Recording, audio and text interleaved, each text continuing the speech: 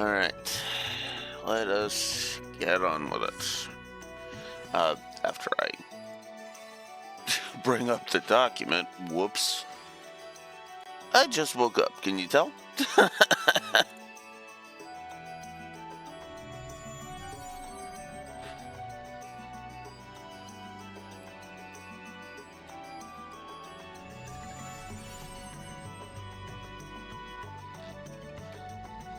Yeah, no, it's fine. It's gonna be a bit before I wake up.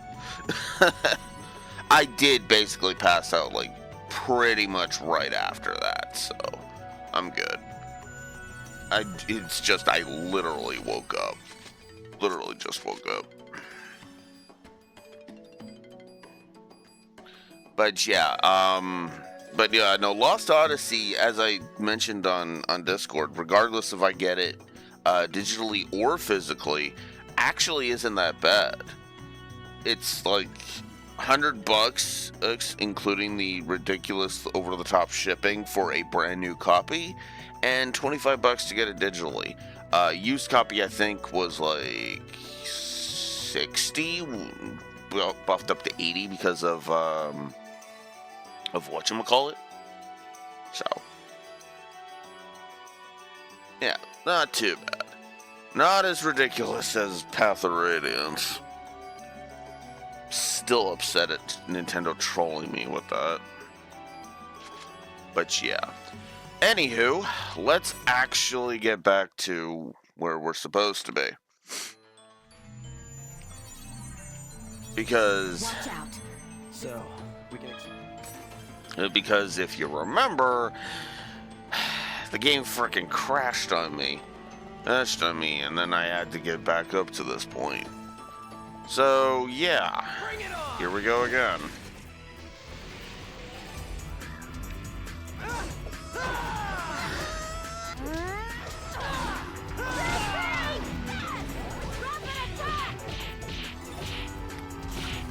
This is a piece of cake. Okay.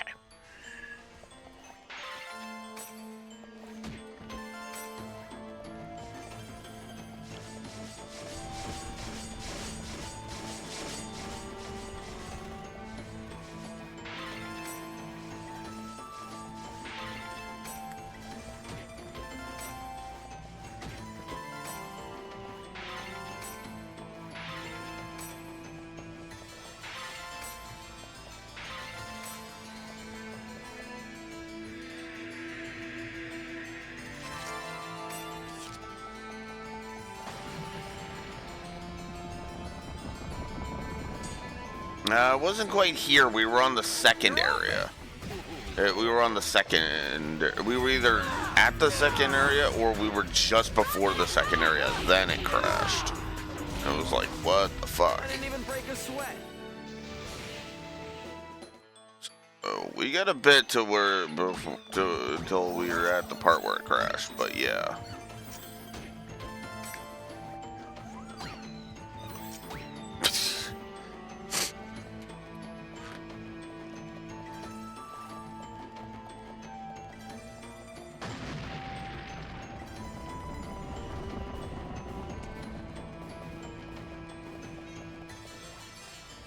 Oh well. Hey, bro, be a butt. Oink, thank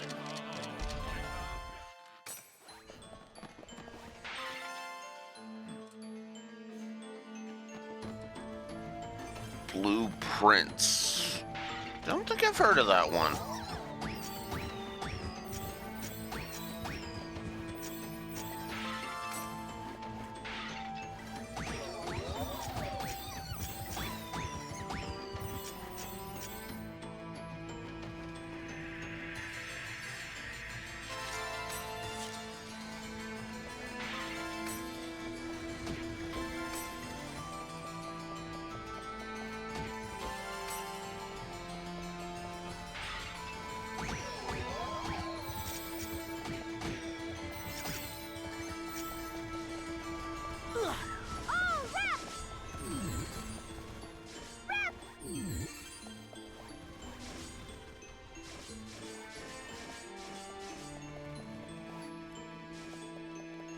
You're not getting away.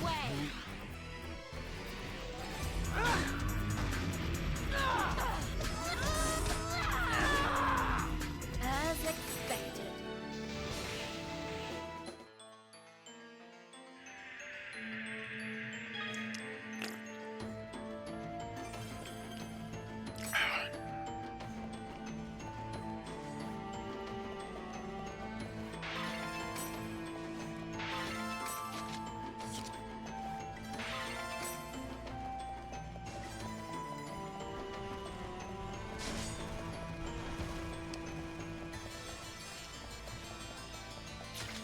Oh, I'm going backwards. Whoops.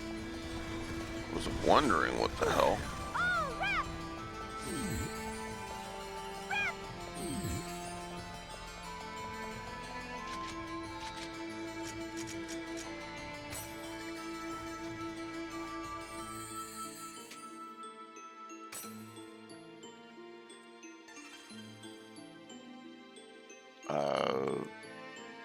Game?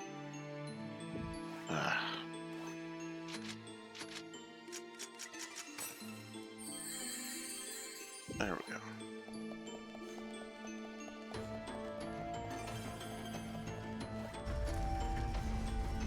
Hey, it didn't crash.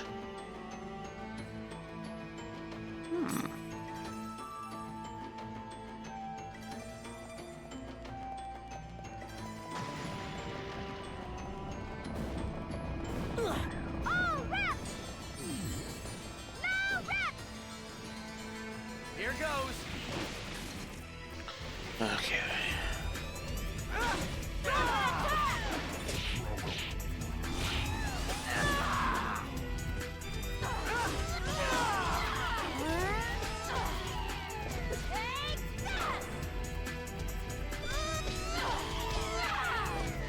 I didn't even break a sweat.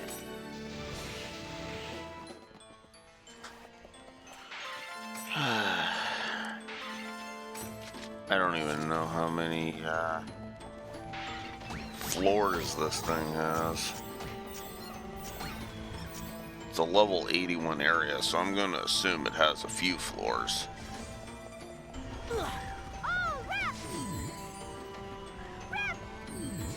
we have to fight? I mean, they won't let us buy otherwise.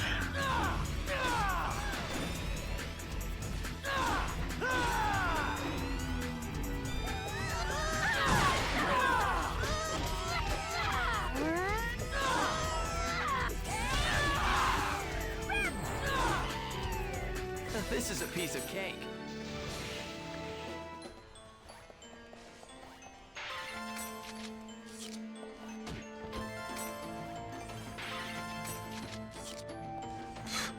I keep having to fail to pick up the fairy drops.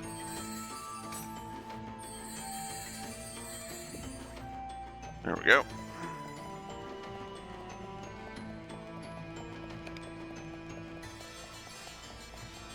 I'm sorry.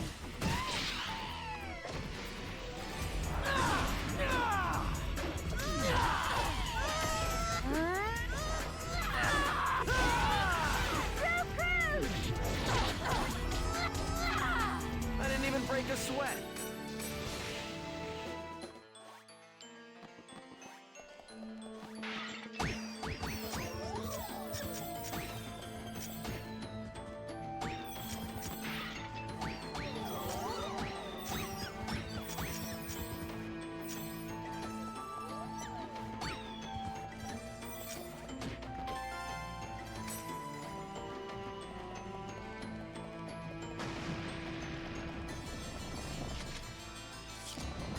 There's 61 chimp spheres right now.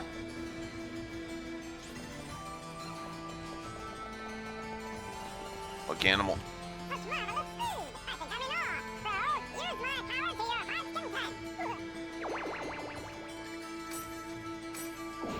Assist in battle 4 times.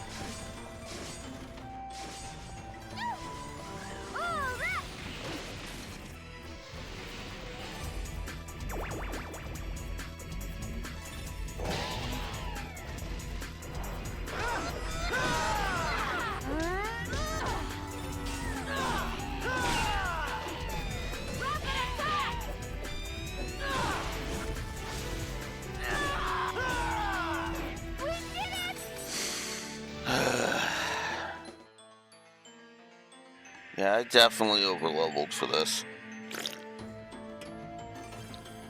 How the hell was I supposed to know that the game was going to sit at the low 80s, and that I was only a third of the way through or yeah, about a third of the way through the final third. In other words, at the 5/6 mark.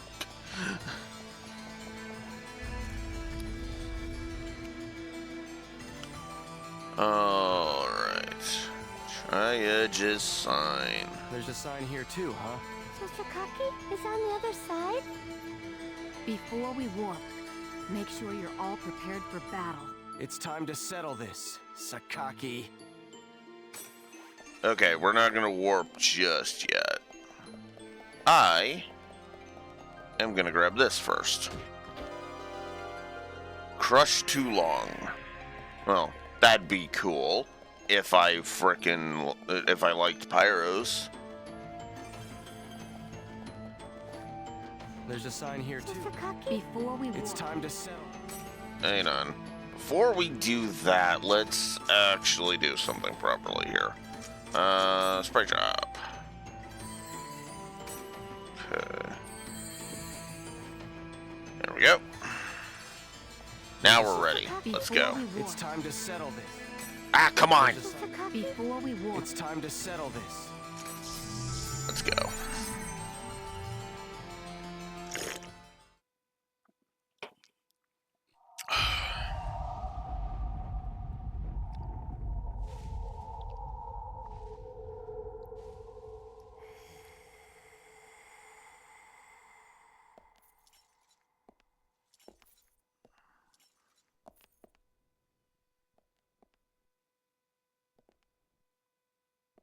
The pursuers. Stop. I'm afraid I cannot let you go in there just yet.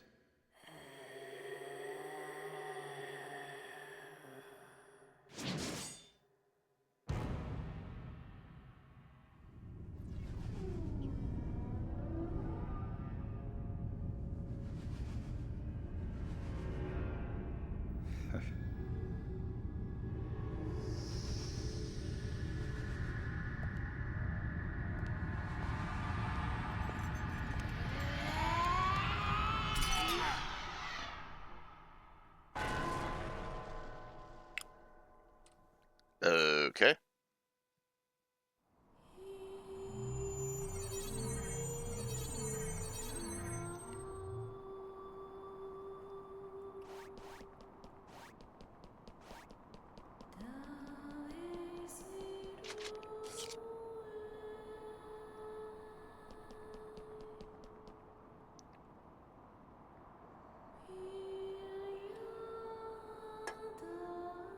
Oh. I don't believe it! Why? Everything was perfect! Everything! How could Ida fused with an epitaph be destroyed? I don't understand! What could I have missed? Where did I go wrong? Well, let's see. You tried to use an extremely dangerous weapon that kills people for selfish means, which has always fucked people over. Always.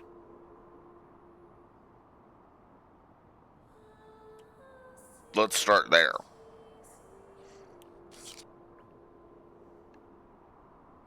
You've reached the end of your rope, Sakaki.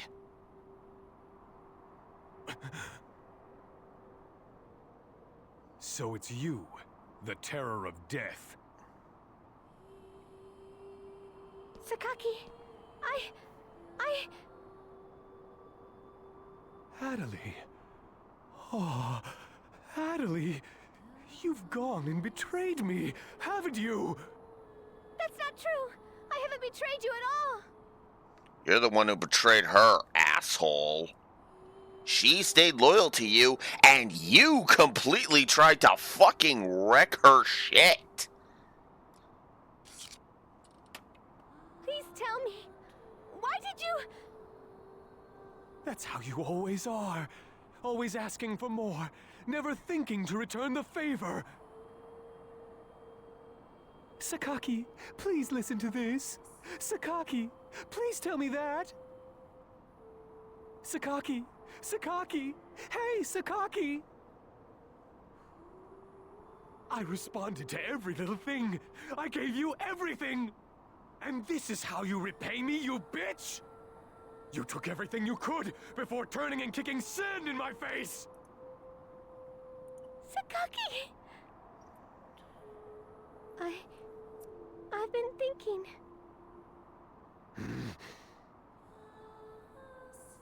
I've been thinking really hard about everything you said.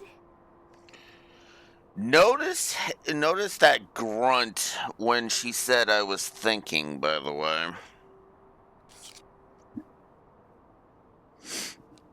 But no matter how hard I think, I can't see how your current ideals could be right.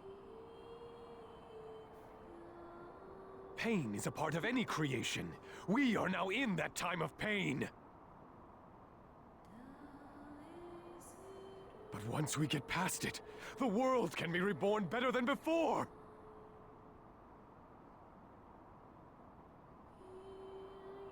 Pain?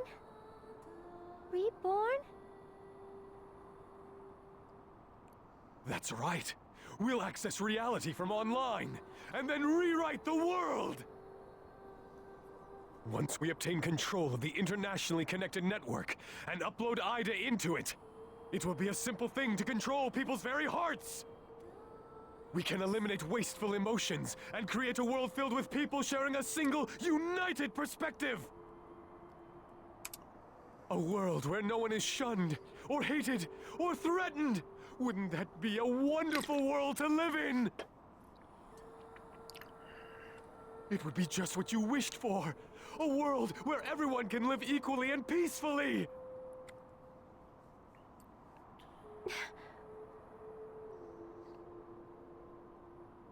It's still not too late, you know.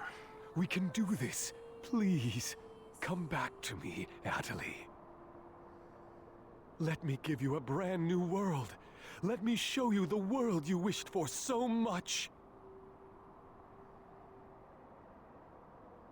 Please, Natalie!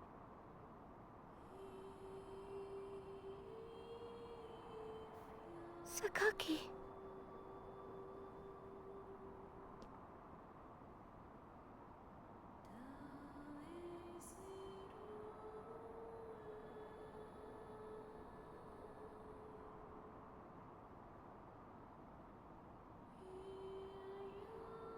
No, thank you. Good. I don't think I heard that right. Thank you. What did you just say? Thank you, Adelaide. God, that's fucking cathartic. I'm probably gonna give this scene a positive. As much as the Sakaki stuff has been actually pissing me off, and I'm not gonna beat around the bush, it has been pissing me off. Because I knew it was gonna lead straight to a frickin' switch flip. Because you see, Adelaide was being set up to, to fully reject Sakaki before this point. And then it just didn't happen because Sakaki, forced Ida onto her, but that's beside the point. But yeah, no, yeah. No, I don't need a world like that. What are you saying, Natalie? I'm telling you I can grant your heart's desire! But that world is too sad. No one would be happy in a world like that. I want to be in a world where you hurt and worry and fall, and where nothing's easy. But you try real hard and work at it, and then you can look back and laugh about it with all your heart. That's the kind of world where I want to be. It's the only kind of world that's worth living in.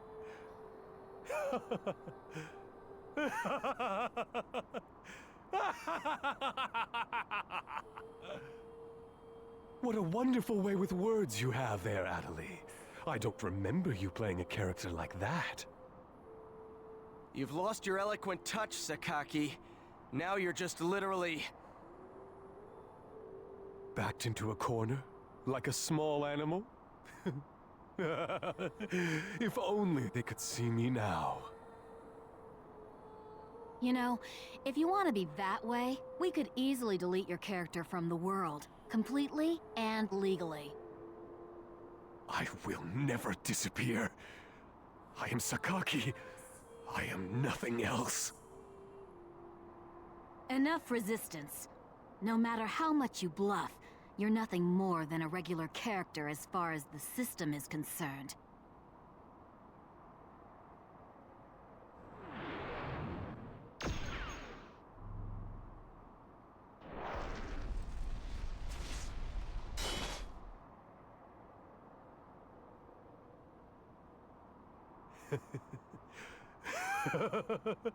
That's right. I should have done this from the very beginning. I am never going to die. Sakaki will never die. I will surpass the system!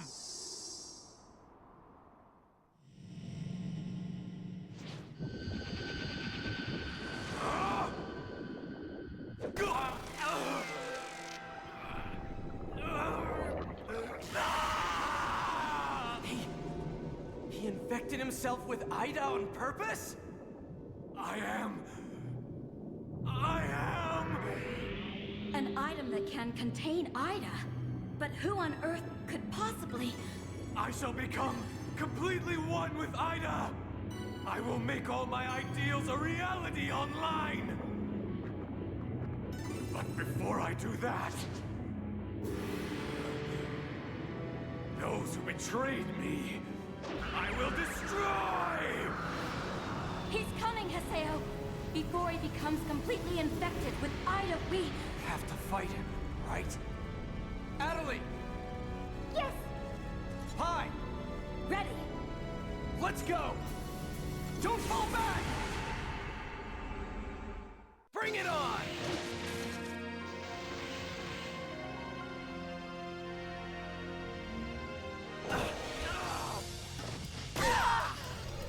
Tiger Strike!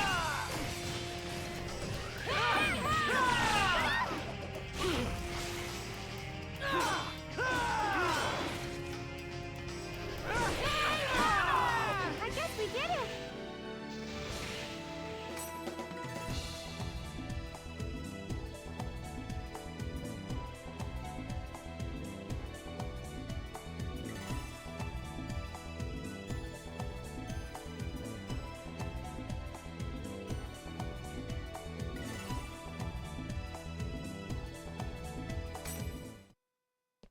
But why?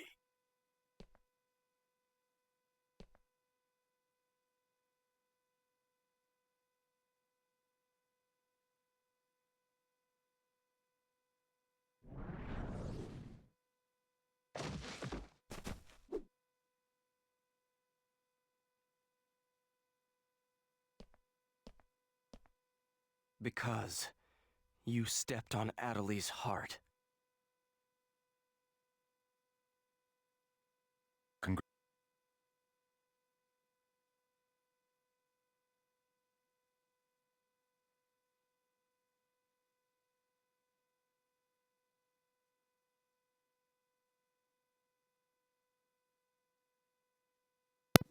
I was gonna blow my nose and then I didn't.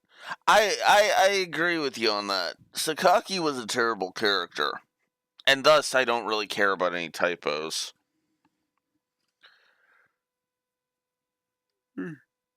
Cause yeah, no. He, I just, I just shrug at this point. Cause holy crap, you know. Congratulations, Haseo.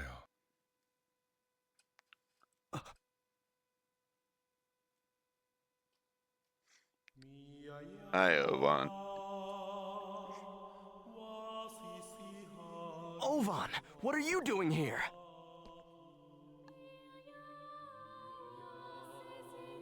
The one thing I know about it, Raxor,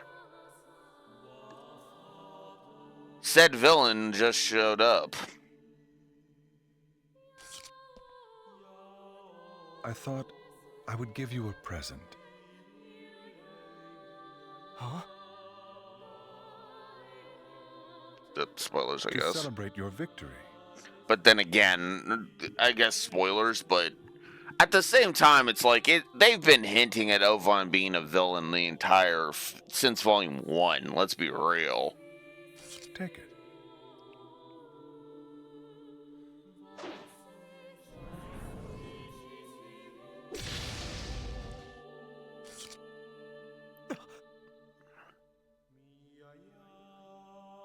You fought Tri-Edge? No, that's...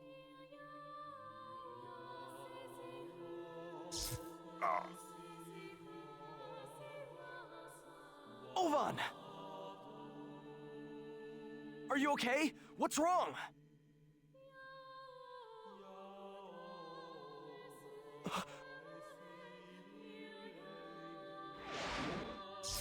You still don't... Don't what? Get what your deal is? Actually, Haseo. I don't. There's no more time. Time? For what? Could you stop being cryptic for 5 milliseconds and just tell me what the fuck is going on? That's really what Haseo should be saying right now.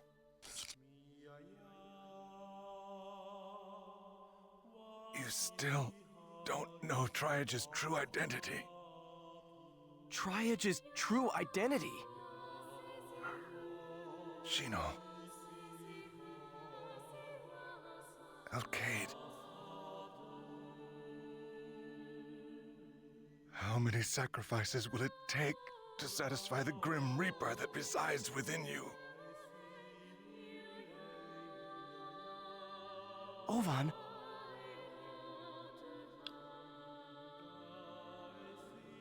Haseo, let me show you how those scars are made.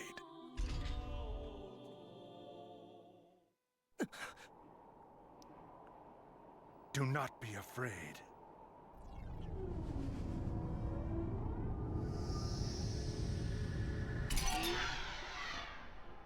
Burn this into your eyes!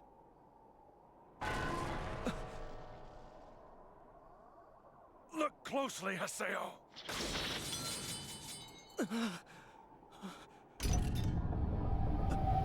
This is the truth that you have been searching for!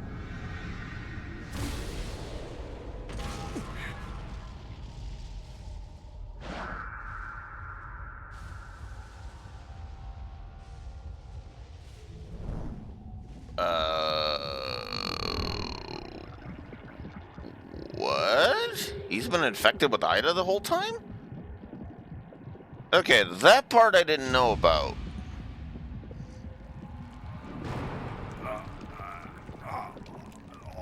Although if he's been fighting an Ida infection this whole time, that would explain his motives. An Ida arm? What's going on here? That arm is... Ah!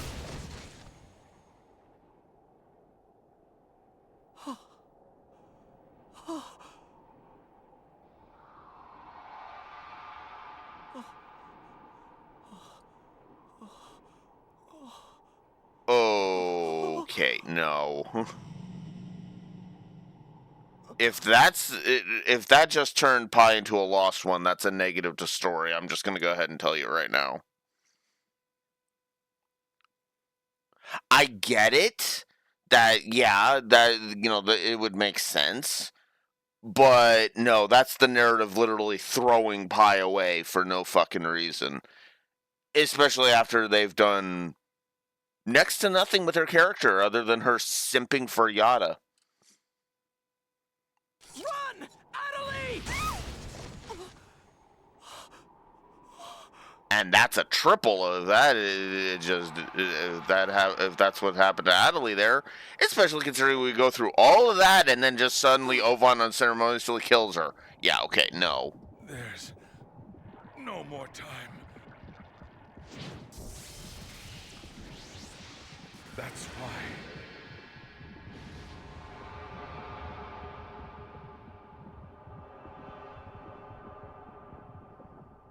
That is why you must destroy me, Haseo!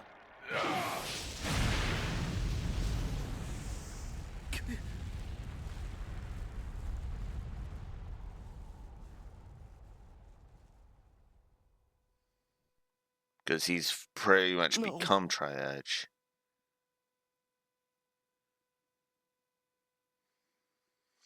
You're kidding, right? Ovan? Haseo, come after me. Come to Megan Fee. Wait! Wait!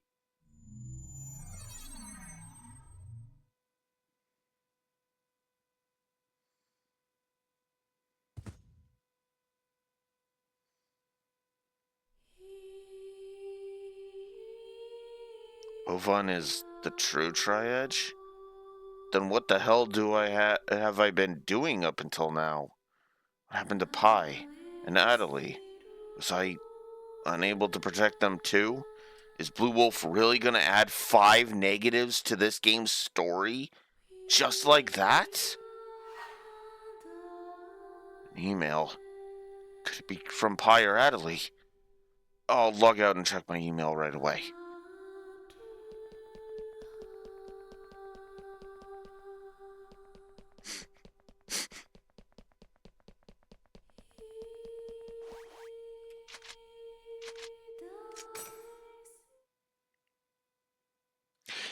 Yeah, you notice I'm not putting them on there right away because the animation was different. It was different. Now, if there's a news capture update, that's not going to bode well. But there isn't, so that actually bodes well. Again, I'm trying to get better about the not jumping to knee-jerk reactions. Actions, right? Especially considering they often, they often lead to me being like, yep, gotta change it.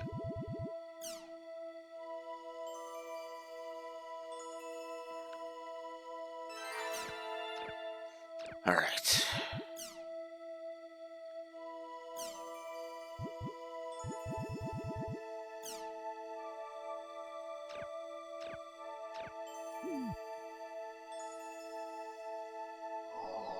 Alright, let's check our email.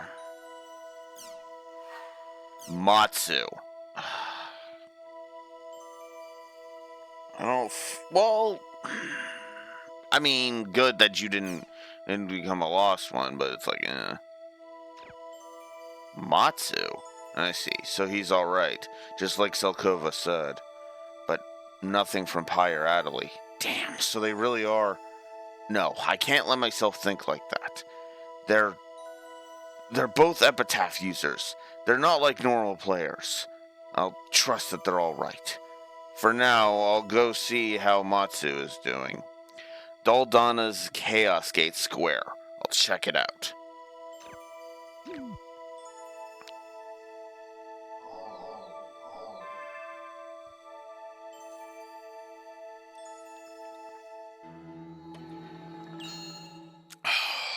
Alright.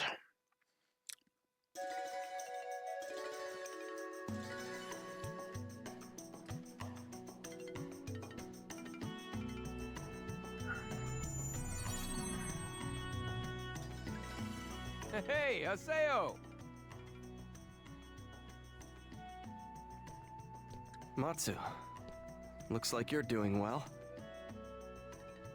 One of my best traits is not worrying about things. I heard that Moon Tree's headquarters area was sealed off. Lots of members have left the guild or will leave soon. After getting caught up in an incident like that, a lot of them quit the world entirely. People's bonds are so fragile when it comes to the net. Know what I mean? Well, I mean, when they realized the kind of damage they were actually doing, gee, I wonder why they suddenly abandoned it. Because I imagine most of them were not homicidal jackasses. Who'd have thunk? The Seven Council has basically been disbanded. I hear that Kaeda is still sticking with Lord Zelkova, though. I wonder what Lord Zelkova plans to do with Moontree.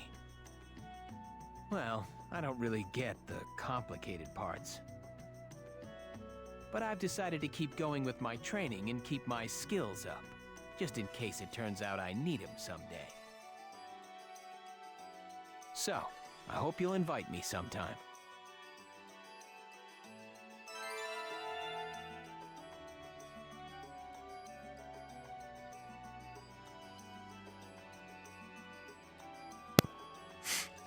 Thanks, game. I hate it.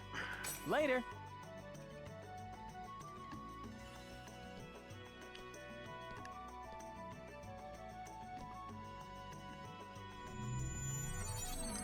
Oh, I never checked if I could check the stats on the party menu. Let's check that. No, I can't. Damn. Ooh, ooh, ooh. Oh, okay. We're not giving negatives yet. And it's right there on screen. Take a look at Adelie and Pai's status. Then remind yourself with Alcade.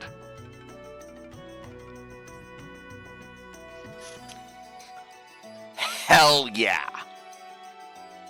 That is why I bang. By the way, that is why I bang on about gameplay story integration. The party screen is literally telling us what happened with Adelie and Pai.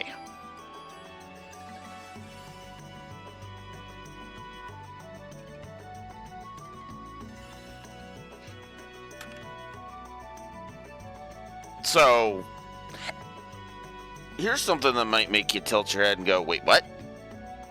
But without context. I was sitting there about being like, oh, frick, if this is what, if they've become lost ones, that's 5 negatives added to the board.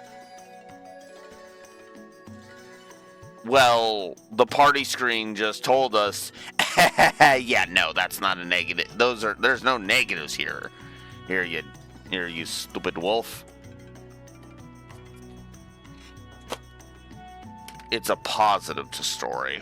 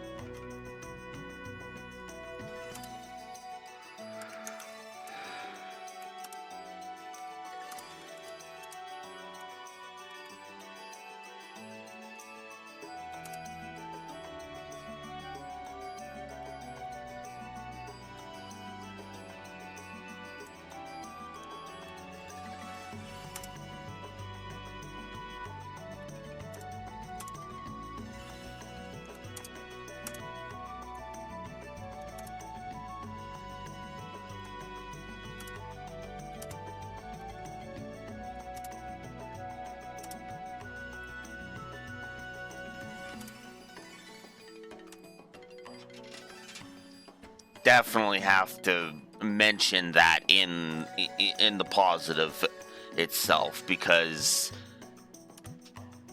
honesty. I'm all about the honesty.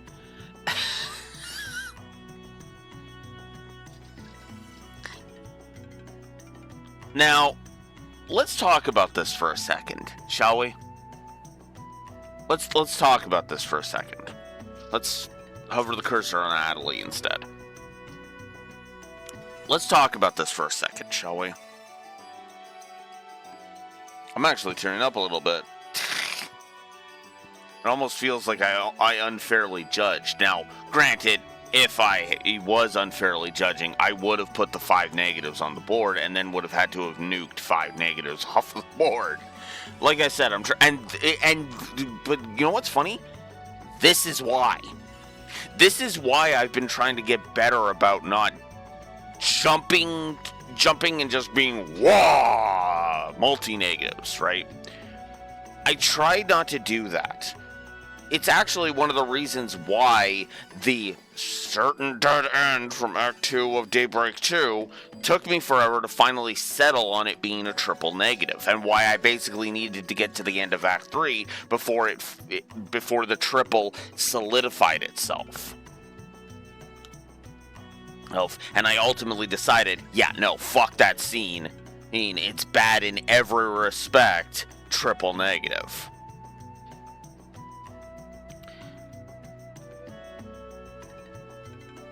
The reason why I didn't even type it out as a potential, type them out as potentials, is for this very reason. I wanted to see what the game said was their status. And the party screen revealed it. They weren't converted into lost ones. They were just forcefully logged off.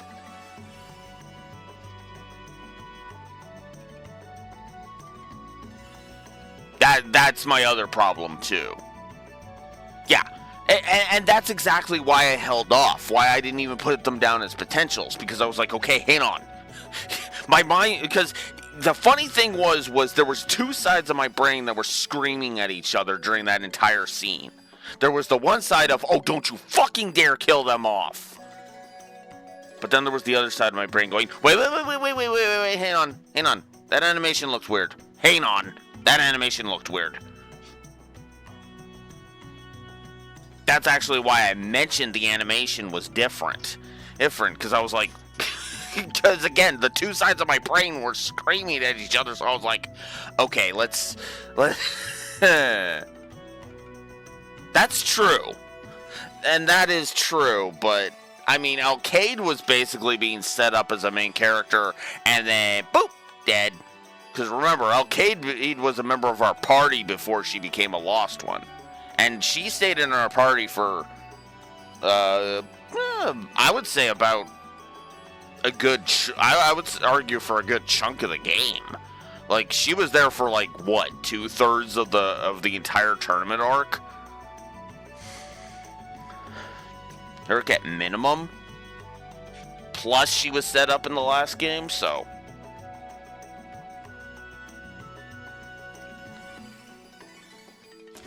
And of course, Neko is now subbing, so there we go. And just as I put my feet up, too. Thank you very much, Echo, for the sub. As ever and always, appreciate that support. Or, even though I only get paid because of how few viewers I have, I get paid every 8 months, but I always appreciate that when that payout happens, so thank you. I am going to assume you want to continue to fund Control.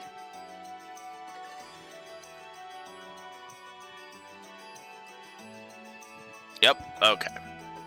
And that means Control is 1 sub away from being funded.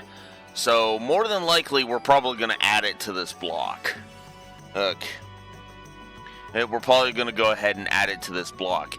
And just because I want to be funny about it, we're probably going to put it in between... what do we got here? We are going to put it, if it'll overload, there we go. We'll probably put it in between Deal Field and East 10. And the reason... well, okay. Do you really think it's going to take us a month to finish off Dot Hack? Unless Neko agrees to flip the script and then we do Deal Field next. But that's up to Neko. That's actually up to Neko, because Deal Field we could take our time with, and then I can even throw in a couple of bonus reviews just to kind of fill that in. Actually, what's funny is that Neko, you were also the one that I was going to ask about with that too, because we could do a 2-week review after Dot Hack, and then that would give Control time to be funded, actually, now that I'm thinking about it.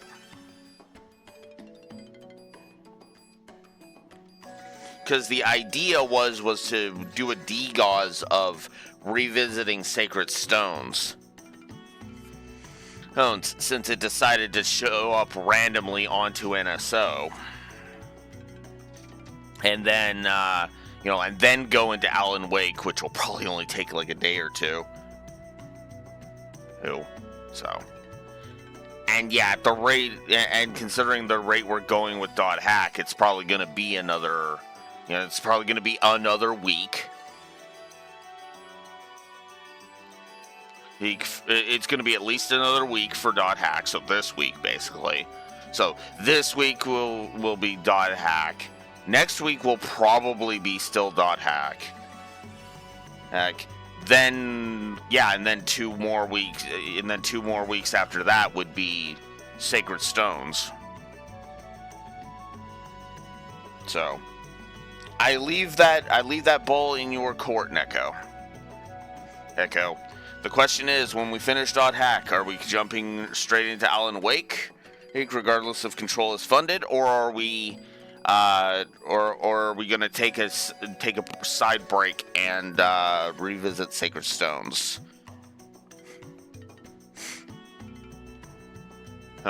Which, for the record, is which I still love the Sacred Stone stream, if I may derail a little bit here,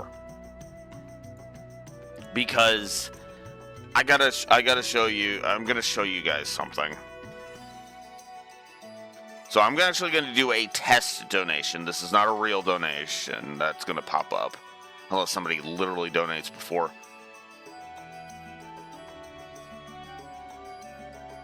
Where I finish the test. I should also make sure that my alerts are working. That's the other thing too.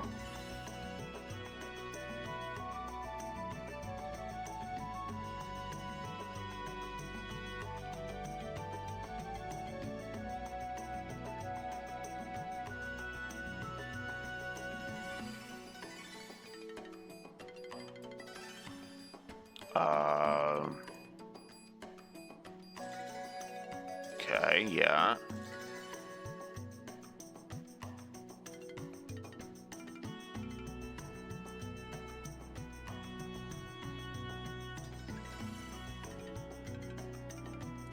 Oh, there we go.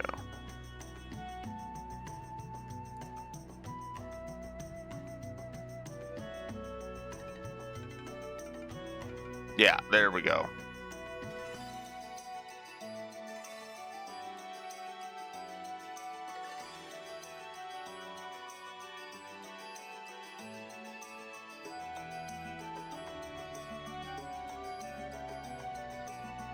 Okay, let's see if this will actually... Okay, so we're going to test here. That GIF. Whoops. That GIF there. as that is actually from my Sacred Stones thing. That reaction was me reacting to the final score of Sacred Stones, because Sacred Stones actually beat out Fire Emblem Three Houses in terms of score, and that shocked the hell out of me. I did a test of the tipping. That thing, although that's the wrong sound effect for that. That reaction was actually from my stream. That's actually why it looks like it's literally a VOD that pops up. As I said, not a real donation, although why...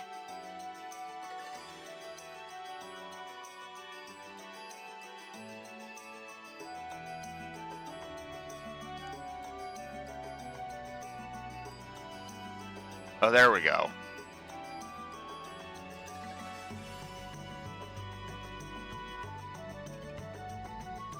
I don't know why that had to show up, but there we go.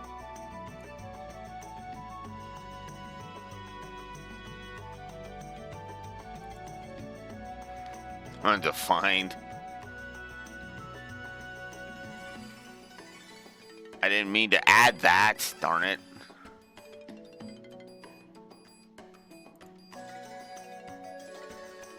So, yeah.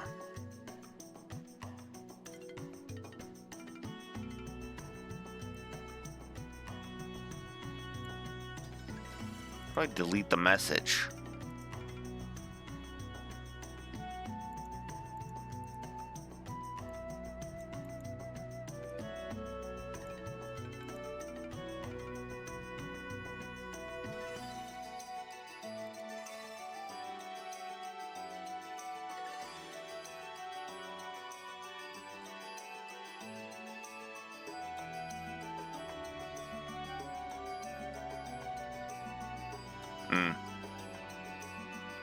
Oh, well.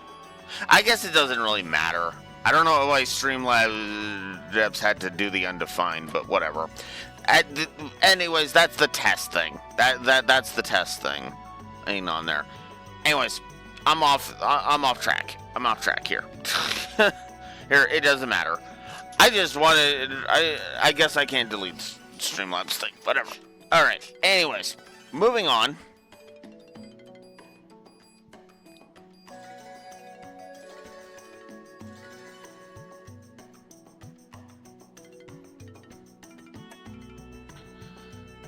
Let's go ahead. Let's just go ahead and continue, because, yeah. Alright. Right, we need to go check our email. Because, of course, yes, we do.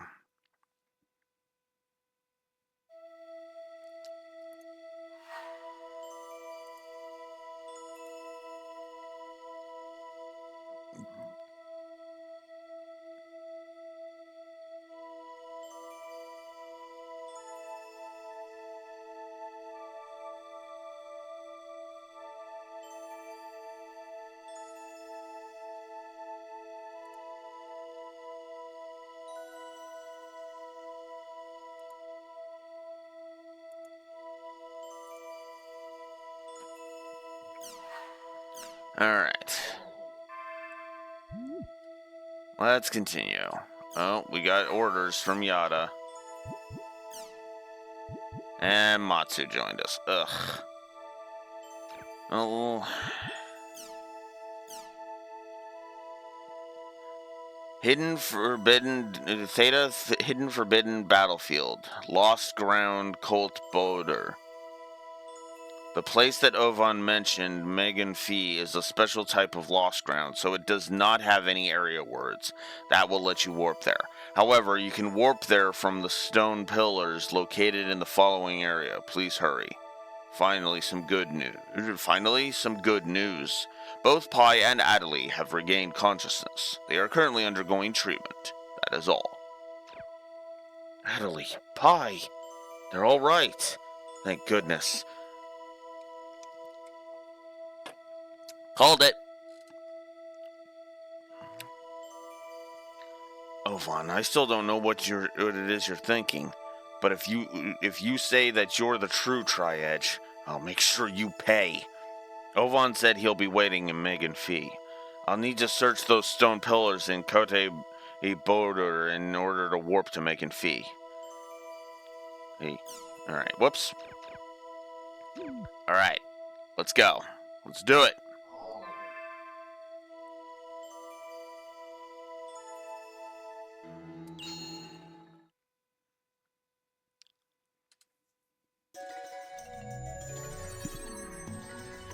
I'll need to search those stone pillars in Kashta Badger in order to warp to Megan Fee where Ovan is. Kashta Badger is located in Theta Hidden Forbidden Battlefield. Alright, let's go.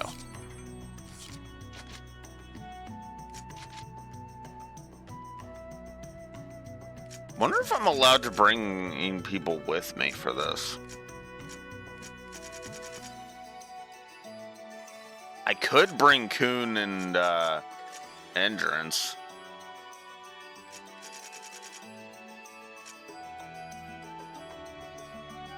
Yeah, let's bring Kuhn and Endurance.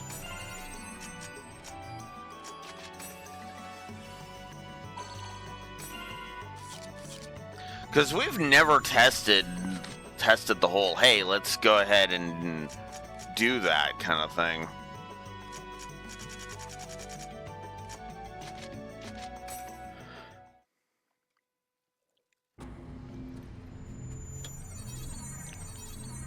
Time to check out those pillars.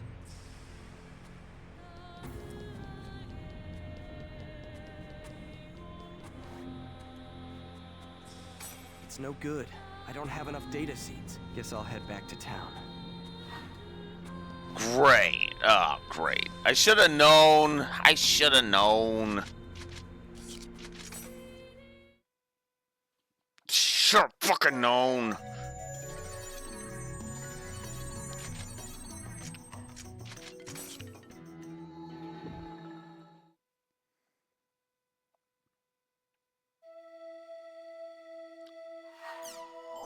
That was a colossal waste of time.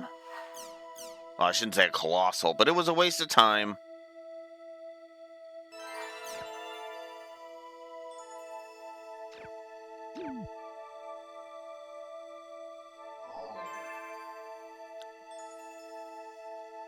So I've confirmed you can form a party. You just got to remember to form that party.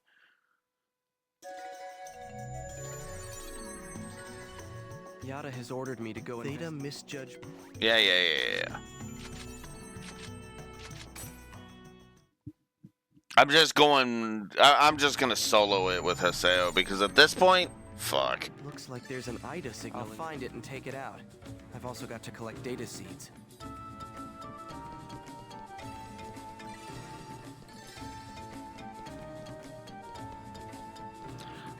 Oh, you know, I just realized something that should actually up the whole email thing to a triple. Short mails exist in this setting.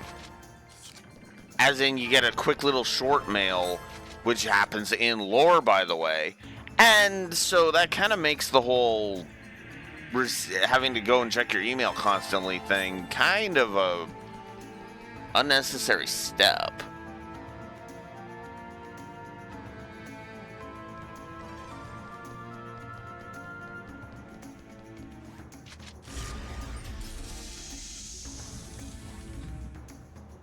Yeah.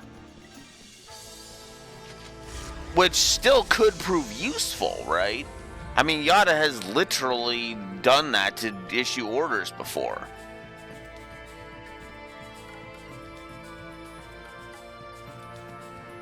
Yeah, exactly. And that's the thing that always pisses me off with Yada stuff. Like, okay, the full emails for something like congratulating Haseo on becoming emperor of a palace, or to, you know, for the get to know you emails. Okay, those are fine. But for when all Yada wants is new orders come to the at home, oh, fuck off. When the only thing that that Yada says in an email is new orders come to base. A short mail can just be done. Like a short mail followed by Haseo being like, Yada's calling me. I should go to Yada's at home.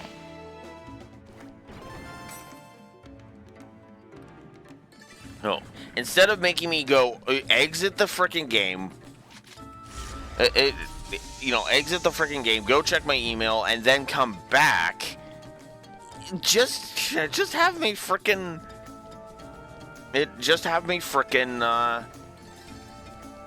Get the orders immediately.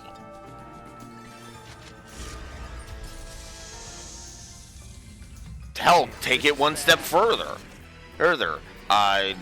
Put an option up on the board that asks warp immediately. Or go immediately or whatever, right? Because if you do that, then it's like, okay, do you want to just go immediately and get on with the story?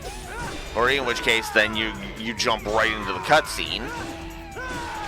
Because that's what happens when Yada calls. It's a cutscene. This is a piece of cake. And you don't waste time. It's the whole seconds and minutes problem. That's exactly what it is. You waste. Yes, it's only a few seconds, but it's constant, instant, over and over and over and over and over again of wasting time. I'm logging out, checking the email, coming back in, which takes a second because we got to see the animation of Haseo warping in.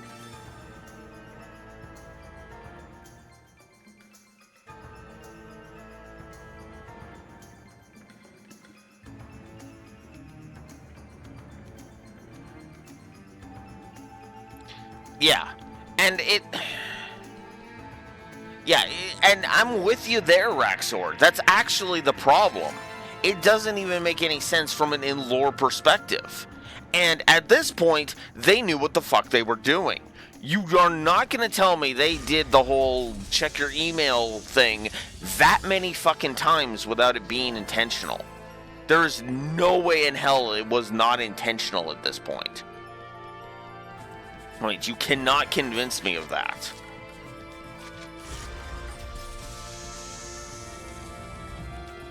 And that's why it bugs me as much as it does.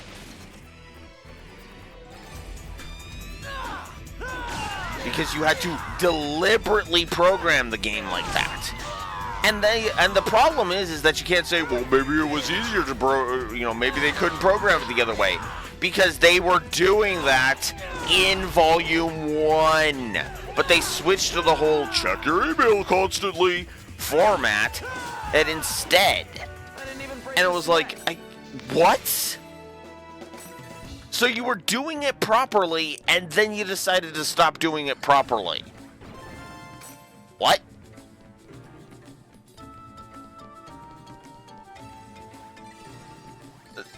That is what I consider to be the exact opposite of quality of life. Not Legend of Dragoon.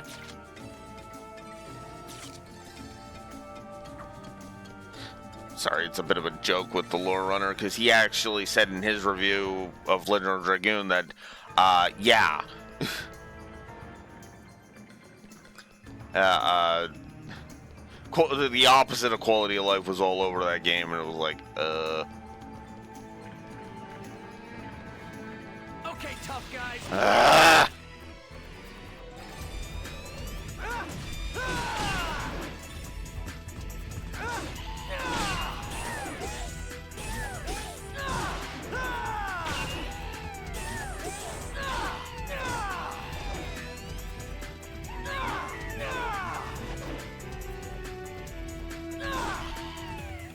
This is a piece of cake. Okay. Damn it. And that's why I'm not skipping them, Raxor, because the game literally is just like, oh, some of them you can walk by just fine, but others, nah, screw you.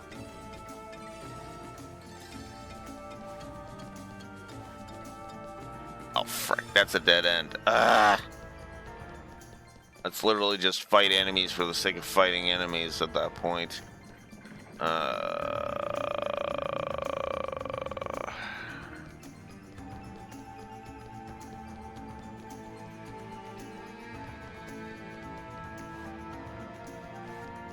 Damn, this is bad.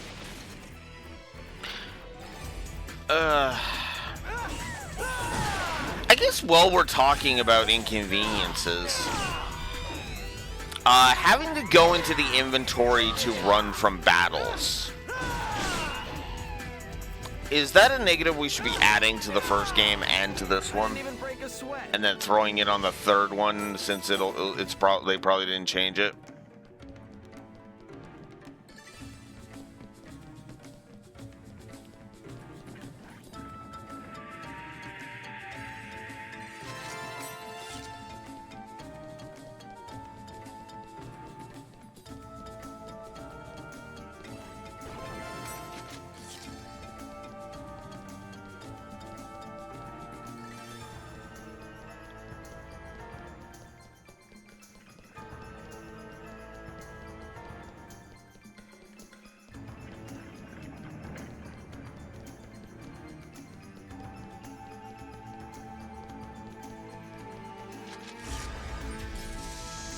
So I'm willing to leave it alone. It's just, it's one of those things where it's like I kind of want input from other people on. It's the whole not jumping, jumping, acting on emotion kind of thing. Trying to be better about that kind of thing. Here goes. Okay, good. We didn't waste time with the fucking animation. That would have pissed me off. Because it's so unnecessary. This is just a random Ida. Why are you wasting my time with the whole, oh, come on, I'm right here thing? You know? But they're not, so we're good. Ow. Pay attention, Alex. Come on.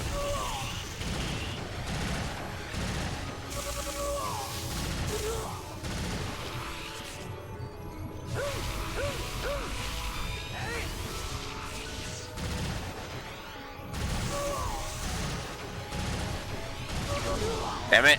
I keep taking so many unnecessary hits. Every hit I've taken has been my own damn fault, by the way. Every single one in this fight.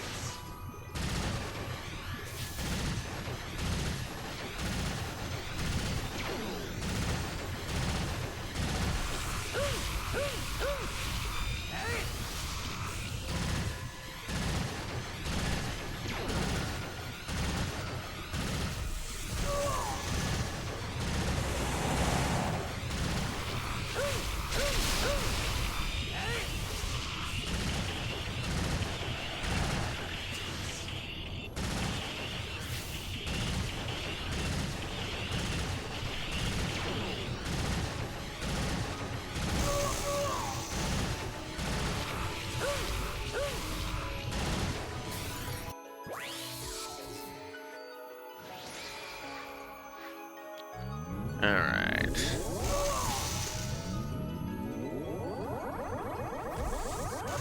Oh, come on!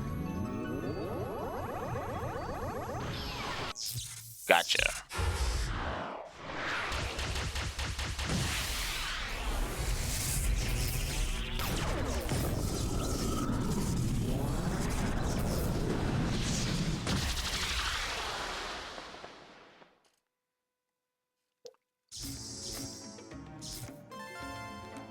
Looks like the Ida signals for this area are gone. I'll head back to town.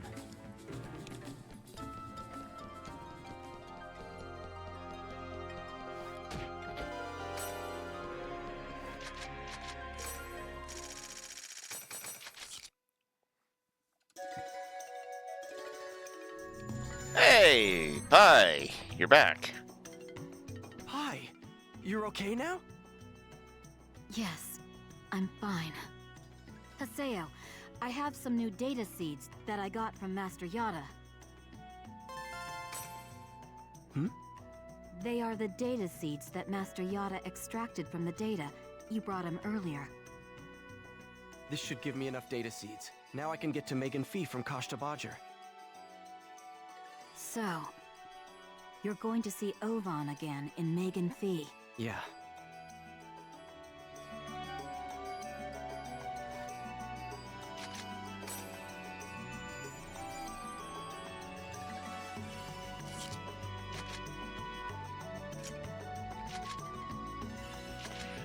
Well, let's get my usual party going.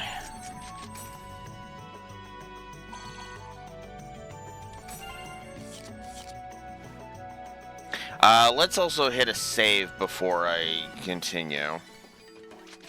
'Cause something tells me we're getting pretty close to the end.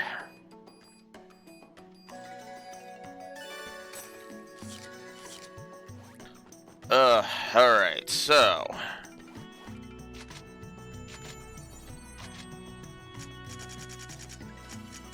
Now we gotta go back to the battlefield, back to the pillars, then go deal with fun. God, this game loves doing that.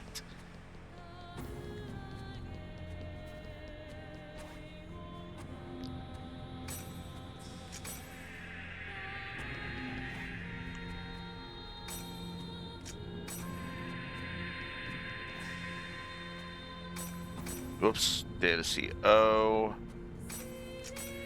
There we go.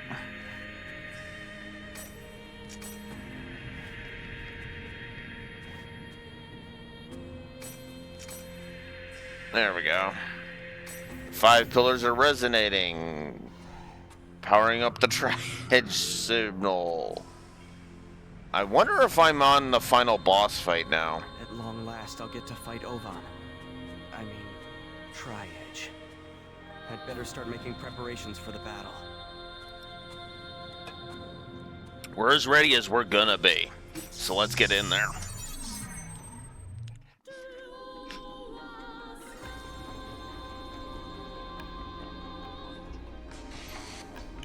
Because MMOs may be designed for you to waste time, but I'm not wasting any more time. I still haven't heard from Neko about the Sacred Stones revisit.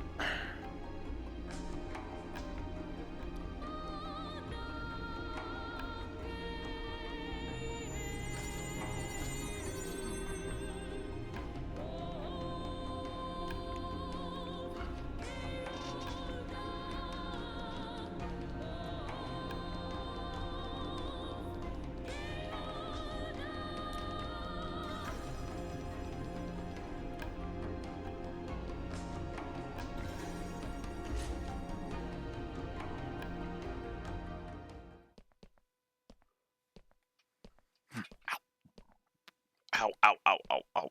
Ugh.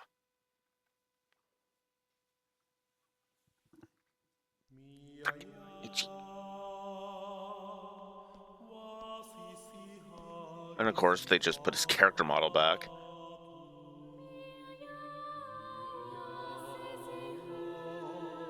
Come to think of it, everything may have begun spinning out of control from this place. Don't you think so, Haseo?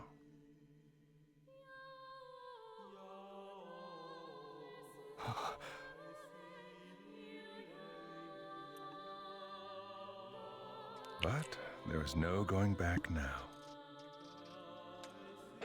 After all, the entire life I've given to the world was all for this day. You were the one who PK'd Shino? Yes. Furthermore, I am also the one who drew in Sakaki, and the one who gave him Ida. But why? Why would you do that? For you, Haseo. Me?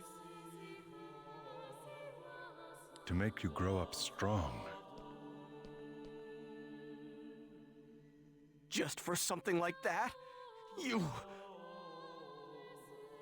Something like this? That's not it, Haseo. Everything was part of a necessary process. Thanks to you, Shino, and Arcade, and...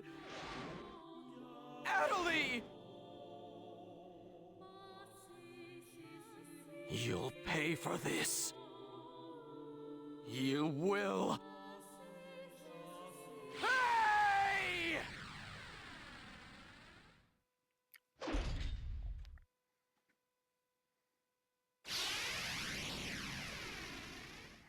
Here goes.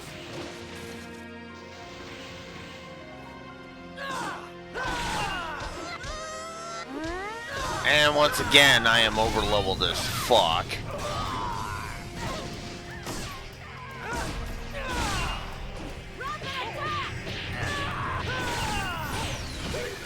Crusher! Aseo, this is the true Tri-Edge you've been searching for.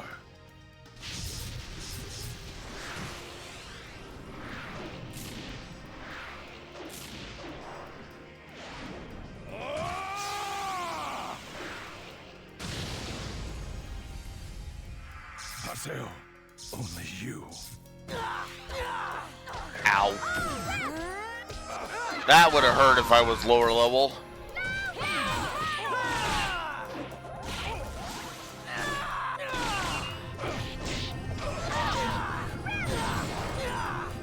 Ow.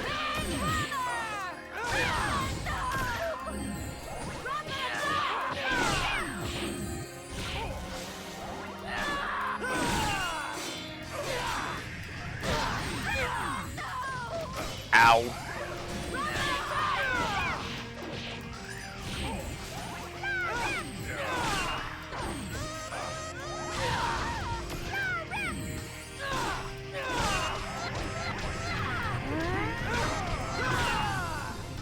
He's controlling Ida?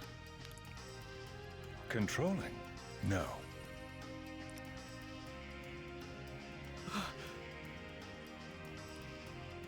Let's just say we understand each other. Ida and I are dangerous friends. And so... now, Aseo. Become strong. Surpass your limits! And then... kill me! Come the rebirth!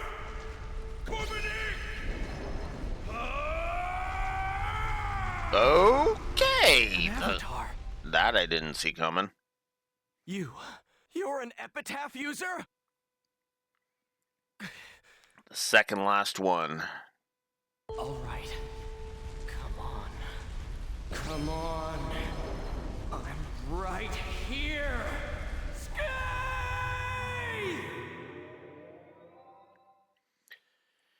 All right, here we go. Show me your power.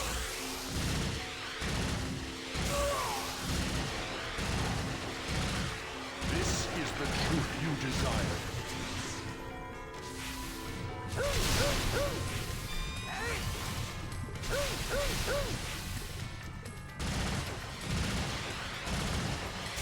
Whoops. Burnt into your eyes. Crap.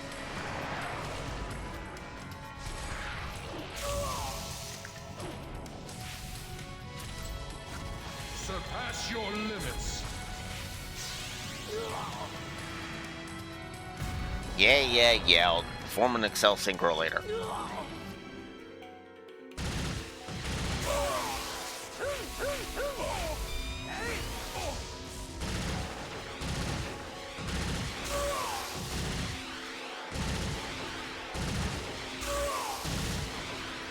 This feels like final boss territory.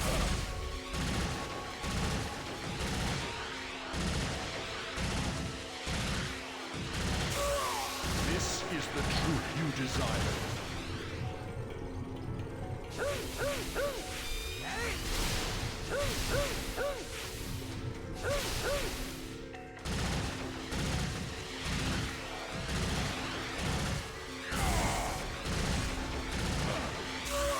Burnt into your eyes. Okay, good. I can skip that animation. Is that all you've got, Aseo? Yeah, well, these fights are very limited mechanically, so actually, yeah, that is all I got.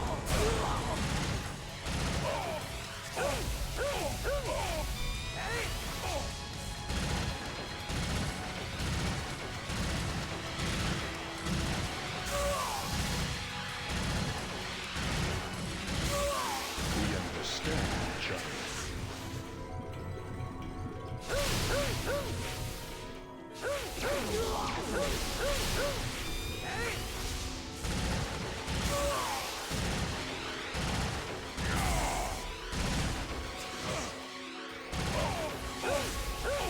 Is that all you've got to give?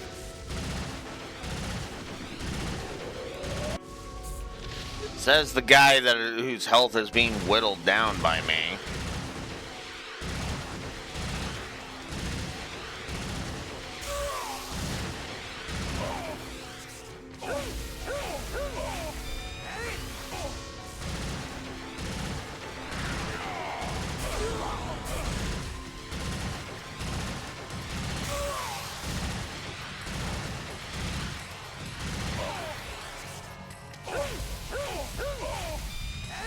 There's no more time.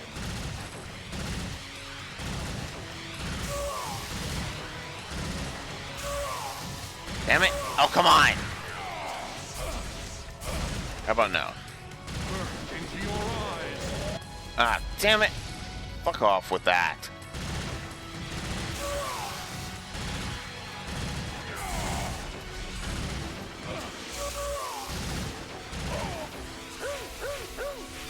Oh, come on.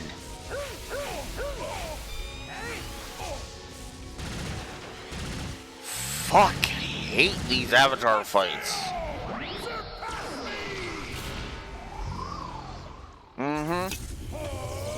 Who turned out to be an Avatar user, so Epitaph user, so okay. Of course you're gonna use data drain on me. Why wouldn't you? This is the truth you desire.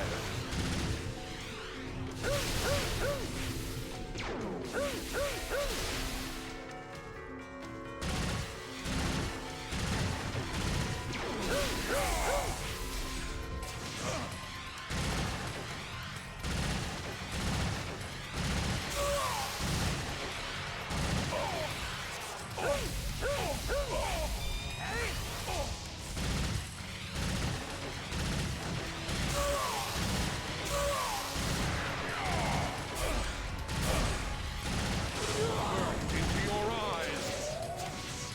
No, I'm sick of seeing that, thanks. Into your eyes. Fuck off.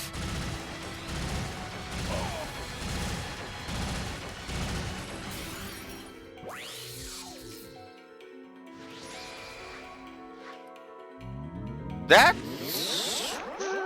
Yeah, I guess it does make sense. Ah, damn it. Ugh, got him. That looked like it missed for a second until he reacted, and I was like, oh, fuck, I got him.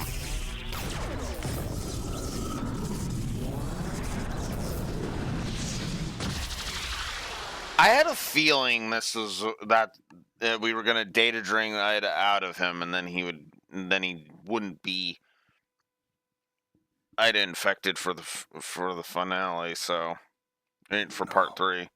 This isn't the death I've been wishing for. It was too soon, after all. No, he's not gonna change. Phase 8 Epitaph.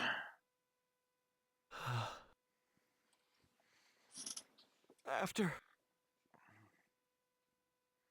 chasing down Tri-Edge for all this time.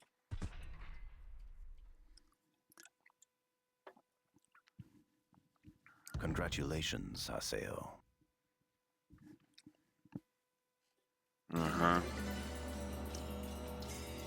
Yada! You don't seem thrilled. even after having your dearest wish granted. Dearest wish? This? I Is mean, it kind not? of, but not really. The truth you sought so long after is now firmly within your hands.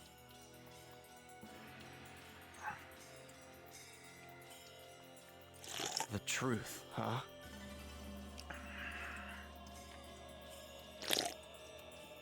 Do you think that Shino and Alcade, and the Lost Ones, were able to return to the real world? All you have done thus far is manage to PK Tri-Edge. You have merely caught a tiny glimpse of Tri-Edge's truth. Did you really think that would be enough to save the girls? I mean, he was hoping, but I imagine there was at least a small piece of Haseo that was kind of poking the back of his head, going, "Yeah, this isn't over yet."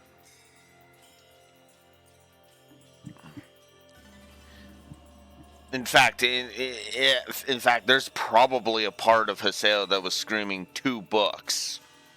There have to be 2 notebooks, possibly more. This isn't over yet. Now you understand. Just because you've PK'd your nemesis, it doesn't mean that what you lost will return. Even if you gain fragmentary truth, it will only serve as mere information. Then let's If you use do that not guess at information. the entirety, it will be impossible to rescue the lost ones. That is why we must find out precisely what Ida is and how it works. In order to finally know all the facts, the truth of what has happened in this world.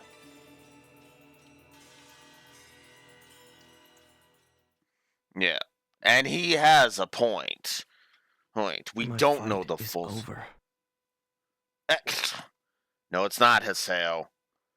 I know you think that, but no, Haseo. Come on, man. Then, what's really changed since I began? Nothing. That's the point. In the end, I wasn't able to save anyone. Yet. You haven't been able to save everyone yet. I'm tired. Shino, Oh, man. I'm done. No, come on, Haseo. For now, I just want to go back to the real world and rest. Oh, my God.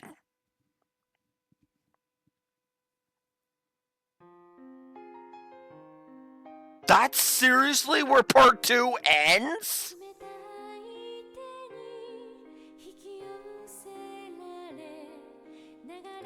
Oh, that was... Oh, no! Come on! Ugh. No! Ugh.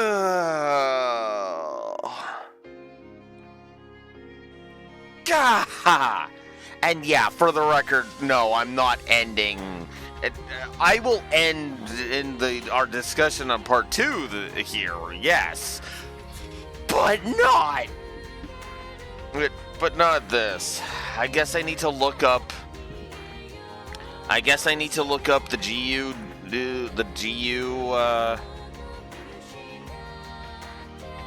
post-game cutscenes and just have them on standby.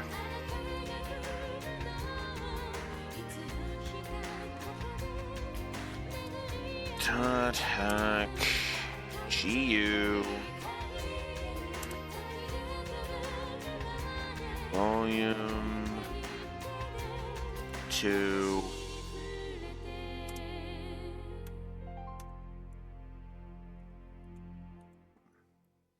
I guess Doppelganger's what I want.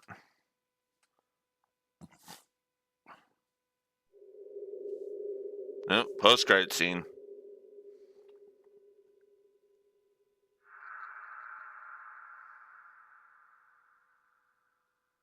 Eh? I don't recall inviting guests to visit.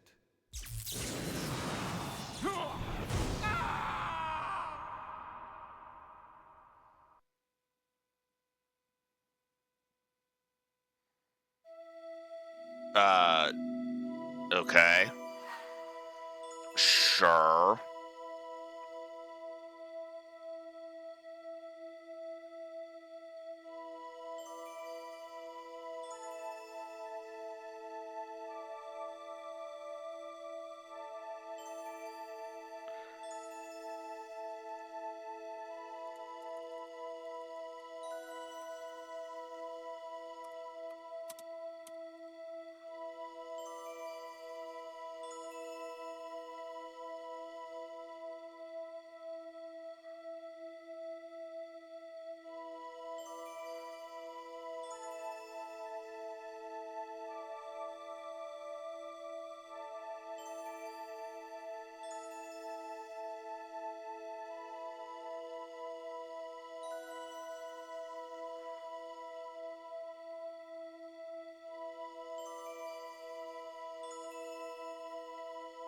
Yeah. All right. 400 updates on Crimson Versus.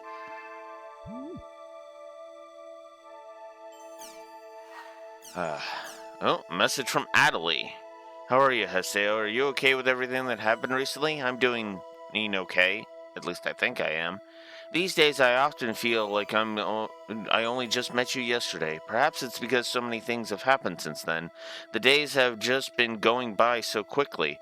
A lot's happened for you too, I know. Shino and Arcade, and the fact that Ovan was actually Tri-Edge. It's almost like too much has happened all at once for me to really take it all in, but that's no good. So, I will become stronger. I also have a request to make. I would like to talk to you. I would like to talk to you about the things that have happened, the things that will happen, and the things that are happening now.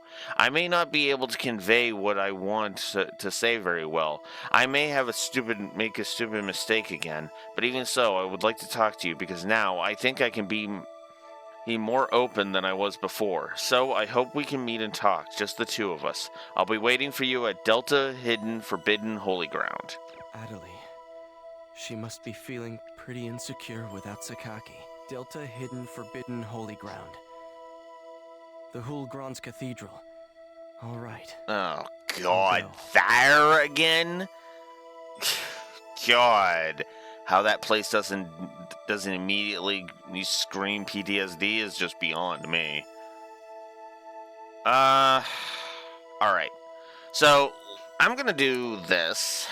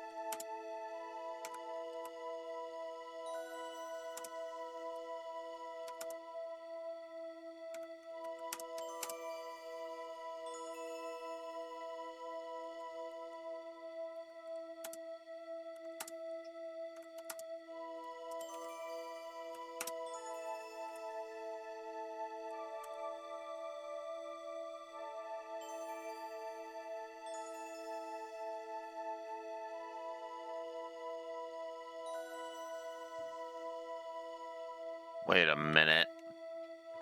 Wait a minute. Wait a minute. Hang on. Let me see something.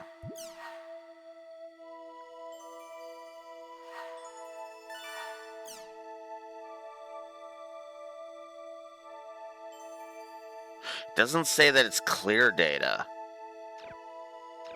Can I really say that I've seen the ending? The credits rolled. You know what? Let's go meet Adelie at the cathedral, and then before I even update the HUD.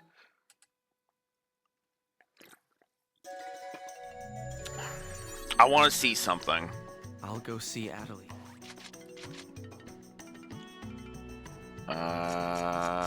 To town, Makanu.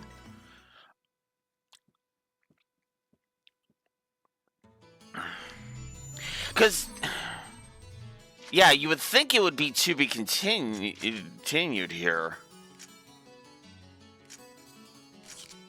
It doesn't say to be. Okay.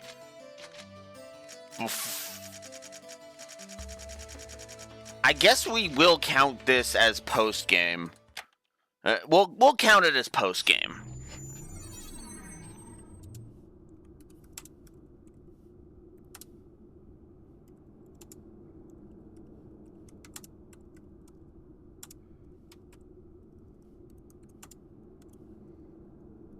That also was... No, that can't be the ending.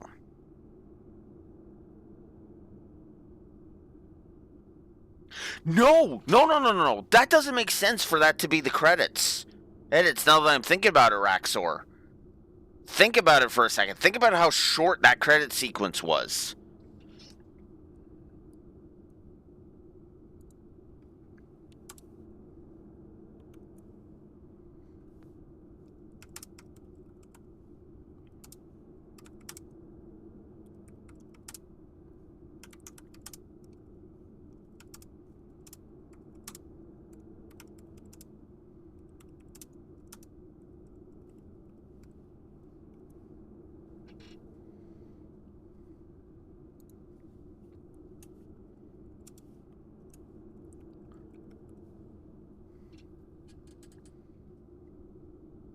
Okay, so I'm gonna hold off on judging the outro just yet. Then, I am still gonna give that final monologue, that monologue from Haseo a triple negative, though.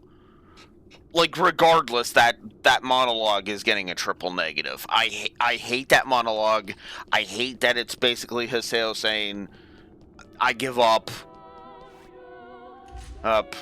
No.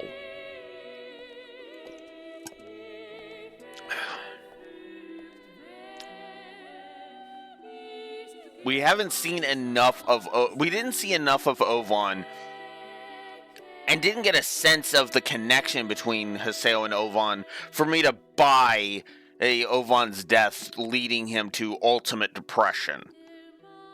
Now, Adelie going down and that leading him to ultimate depression, that I would be okay with.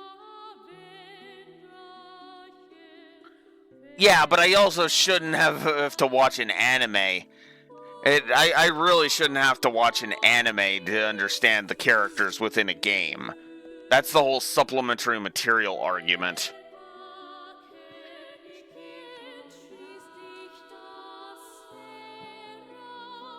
Yeah, and that's the problem with multimedia franchises, right?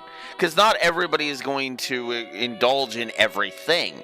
That's actually the problem Star Wars was having for a long time. There are people who will only watch the movies, specifically, like the episode movies. They won't watch, they won't watch the Clone Wars or Rebels or Bad Batch or the Book of Boba Fett or the Mandalorian. No, they won't even watch Solo, a Star Wars story, or Rogue One, a Star Wars story. And that is kind of part of the problem. It's actually one of the things I appreciate Trails Trails for, actually. Because what Trails will do is it'll pause for a few minutes to kind of fill in the details for you, just in case somebody decides to do something crazy and, oh, I don't know, hop on at Daybreak 1 or something. Real example, by the way. I actually know of someone who literally got into the Trails series via Daybreak 1.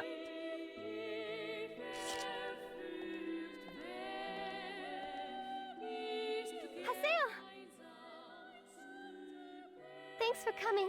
I appreciate it.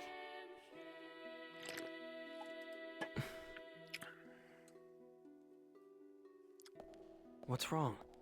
Did something happen? Am I not allowed to see you without a reason?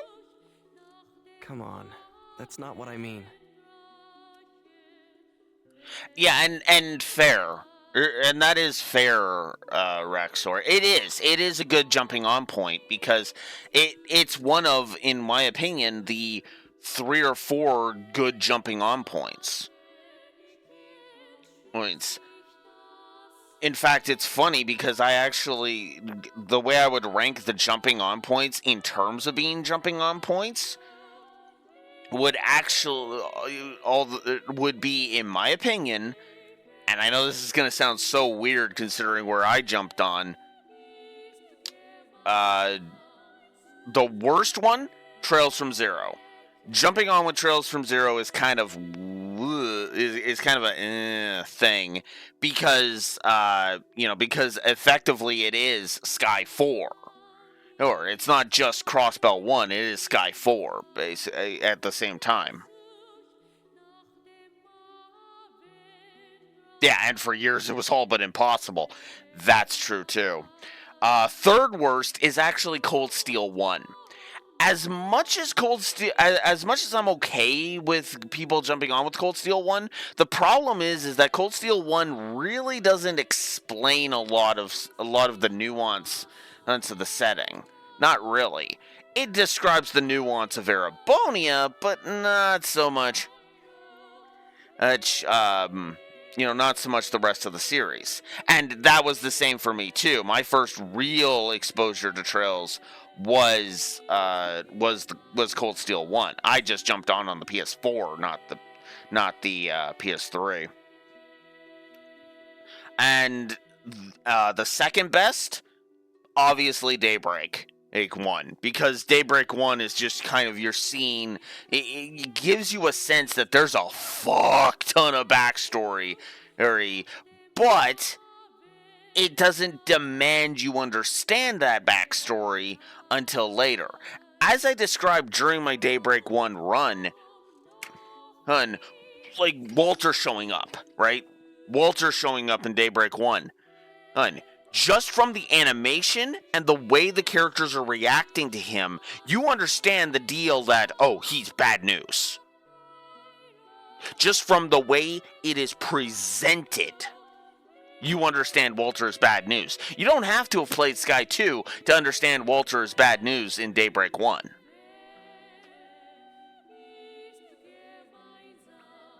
Yeah, and that's what I like about it. It's a soft reset. In other words, it's a brand new arc. Not to say that the previous games are unimportant, but the first entry in a Trails arc is not going to demand that you have an encyclopedic knowledge of the rest of what's been happening in the Trails series. I didn't know shit about all of the shit that happened during the Cold Steel when I first played Cold Steel 1 and 2. Then I played the Sky Trilogy, and I got that. Yes, but to be blunt, Raxor, there's a reason for that. Because Horizon because Beyond wants you to understand this is the conclusion to the storyline. That's why the Japanese title was Kai no Kiseki, Farewell O Zamuria. I know it's not the overall conclusion to the franchise, but it was meant to be a no, really. You want the rest. You want the rest of the Trail series under your belt in order to understand. It makes that even the trailers, even the English trailer, made it clear you want the rest of the series under your belt to enjoy this one. It's kind of similar to how Reverie doesn't hit quite as well if you don't have the previous 9 games under your belt. Which was also part of the reason why NIS America finally decided, okay, no, it's time to localize the Crossbell arc. So, yeah.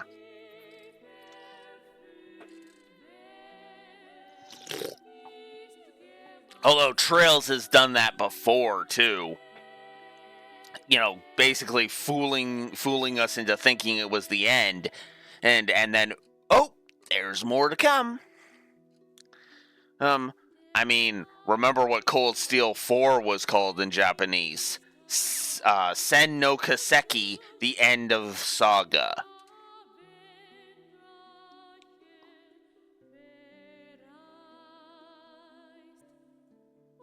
Yeah, and that's true too. We don't know if Sky 1 is just a straight remake, while keeping the story mostly the same, translation snafus notwithstanding. Or if they're actually going to full on reboot. Now, if they keep the story 100% the same, I'm actually okay with that. Because I will actually be okay. Now, they can add nuance to it. They could add, like, side content that kind of enriches the world, and I'd be fine with that, as long as the core story beats effectively remain the same. Which will actually be very good, because, I mean, Daybreak's engine telling a down-to-earth story, I'm with that. I'm 100% with that.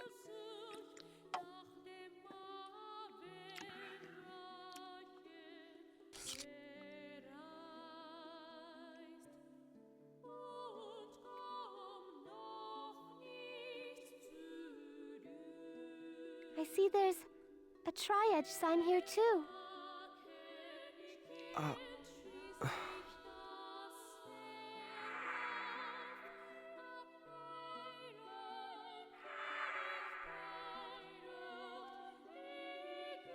This is the place where Shino was PK'd by Ovan.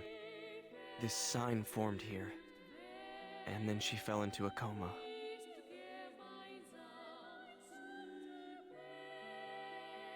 After fighting Ovan, I went to see Shino in the hospital. But she was no better than she was before. Haseo.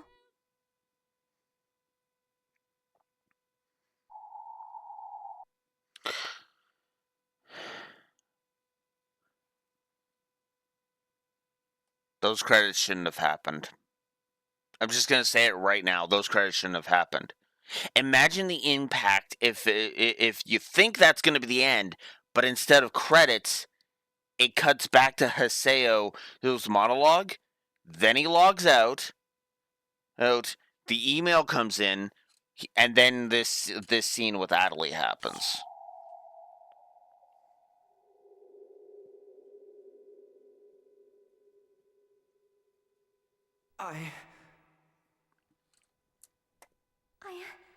Haseo, I want to say...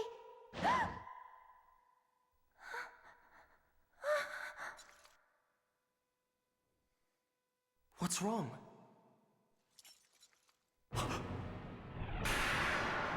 Whoa! Jesus, Sylvan! Ninja much? Become stronger, Haseo. Strong enough to destroy me.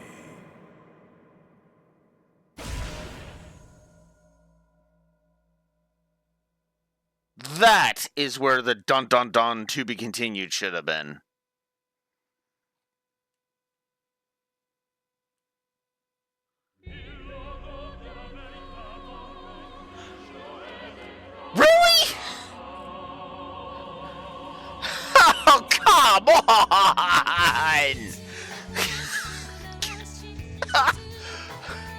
Okay, I'm giving a negative to the fake out credits. Negative to the fake out credits.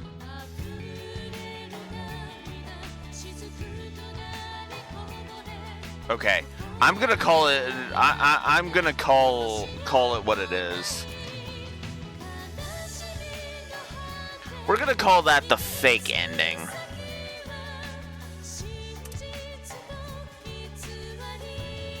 And we're not gonna call it the final monologue from Haseo because it's not.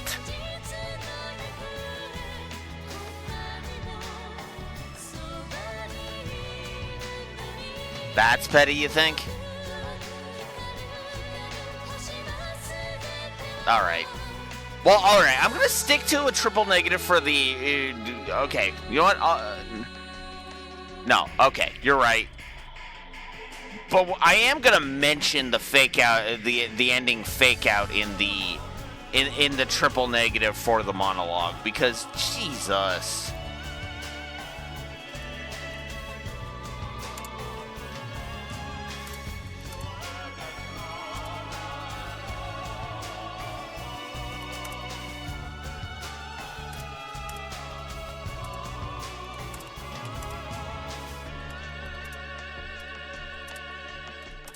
So no, I won't give it an extra negative.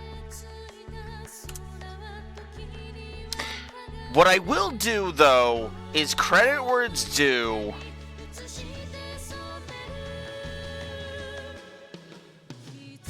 Oh, the audit should not take me very long, honestly. I seriously doubt the audit's going to take me very long. But we've also got to still poke it post-game, so... we'll poke it post-game and then judge it and then go from there.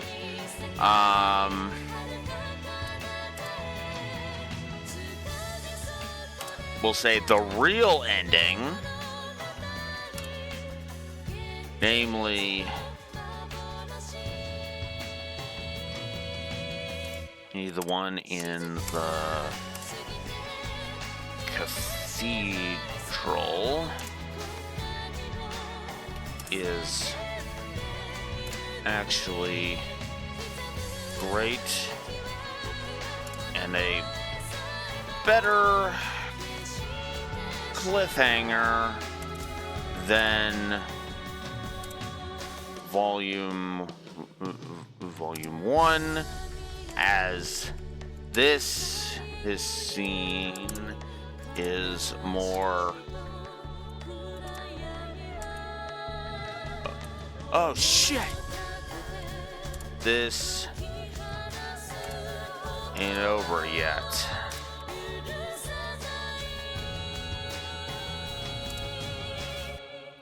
Rather than...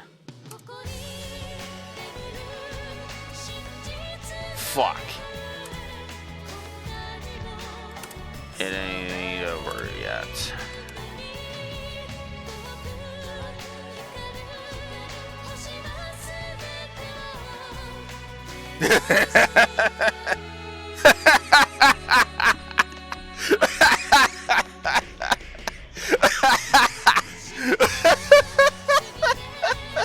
Now I'm picturing South saying that. Oh god. Owan being voiced is by Kaji Tang. Oh, that would just be what?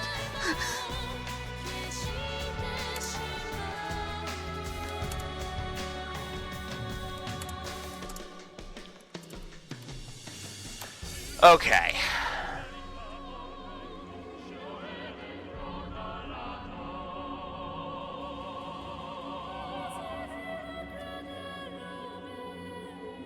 So, positive, so, okay. For real, though, positive to that ending and positive to the outro on the gameplay. I'm actually gonna go ahead and say the outro is good.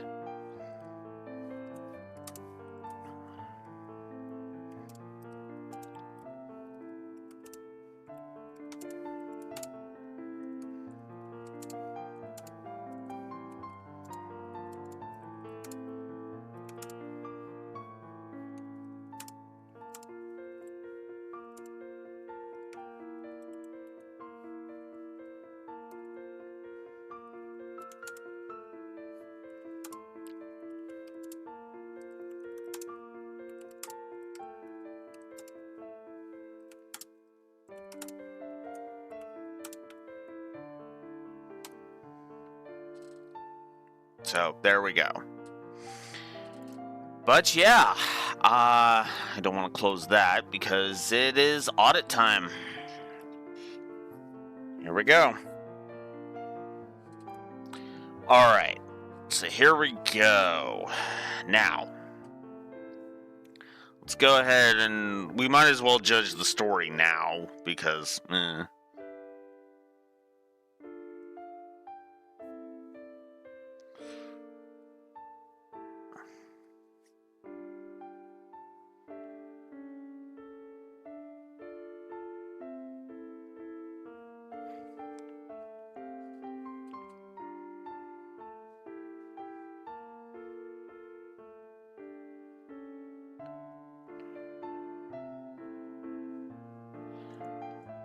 Alright, so animation, meh.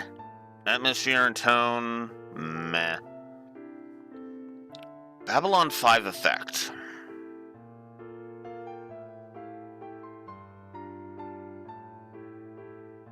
You know what? I'm actually going to give a positive to Babylon 5 effect. I'm actually going to go ahead and give a positive to Babylon 5 effect.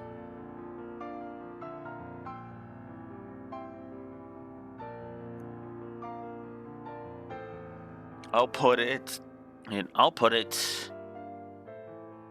here.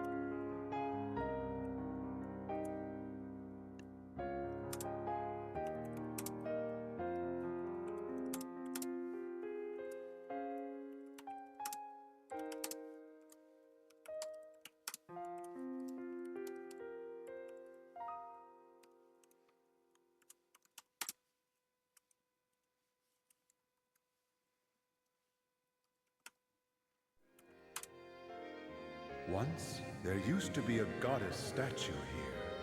A goddess that exists in the world. Well now, shall you and I play a game? Haseo? Let us judge Haseo. Is he innocent? Or is he guilty? His evil intentions are overflowing into that. Are you trying to use me? From the very first moment you and I met. There's no more time. Become strong? What is it you want?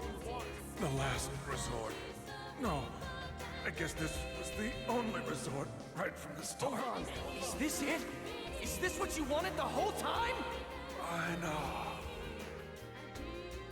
I won't go back. I won't go back to being the terror of death. Isn't decided on the whim of some goddess. The worst thing. All we can do is not run away. Called me? An extension that surpasses the system parameters? This is the X form. We, the players, make this world what it is. Joy. After all, Hasea's the leader. Sadness.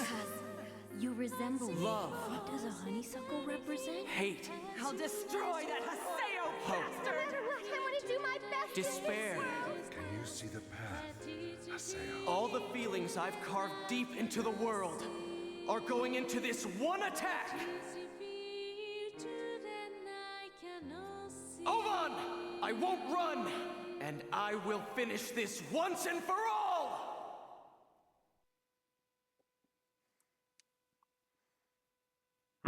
It was actually in English in the original. So now we finally cleared Reminiscence. Cool. All right. There we go.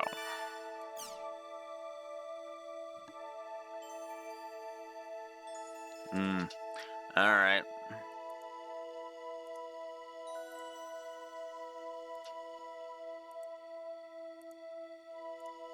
Okay. There we go. Alright. Continuing with the... So now that that's out of the way, now I can continue with my audit. So there we go. Babylon 5 effect, which also led to a couple of more that I'll mention when it comes up on the thing. Banter, meh. Branching narrative, no. Brickwork, I've said my piece. Camera work wasn't much better this time, my opinion. Characters, I've said my piece. Cutscenes, I've said my piece. Consequence storytelling. Cutscene incompetence. Did I give? If so, then there you go. If not, I think I'm going to call it a wash. I did not, so I'm going to call it a wash on cutscene incompetence. Dialogue was better this time. Not what I would call particularly good, but better. Doodads, not really. Empty text, no. External continuity, that was one of the ones that I've already added when I added Babylon 5 effect, because to circle back to that, all of the reveals with Ovon actually recontextualize stuff, not just in here in Volume 2, but it also recontextualizes everything in Volume 1 as well. So that helps.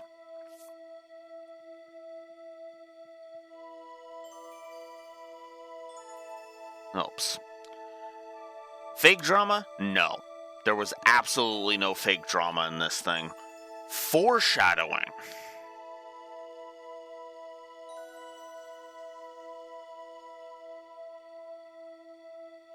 You know what? I think I am going to give a foreshadowing positive. I've actually been thinking about that, and I think I am going to go ahead and give a foreshadowing positive.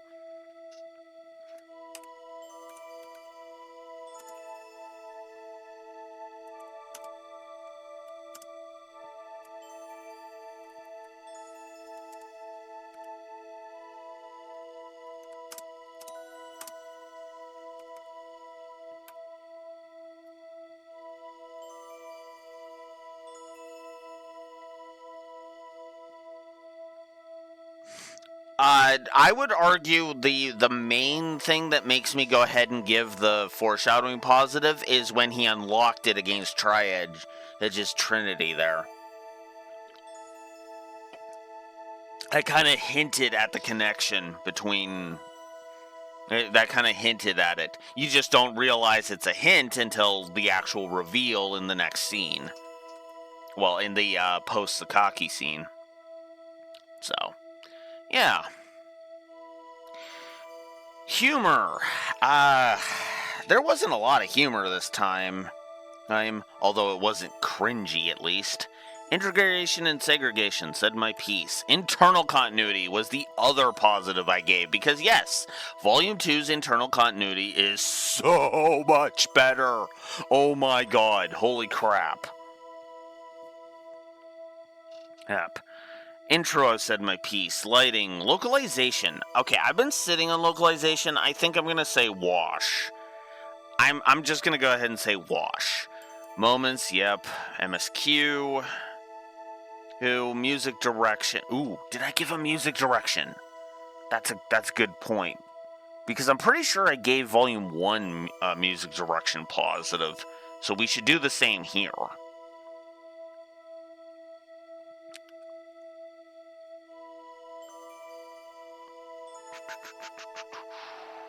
Yep, music direction's right there. So we're going to give Volume 2... Oh, I already did. Never mind. NPC, the Limblom effect. Pretty sure I gave Limblom effect. Yes, I did. There it is. I should move this over. Outro, said my piece. Pacing. Oh, yeah, that's what I wanted to do. Okay. In total contrast to the first game, to Volume 1,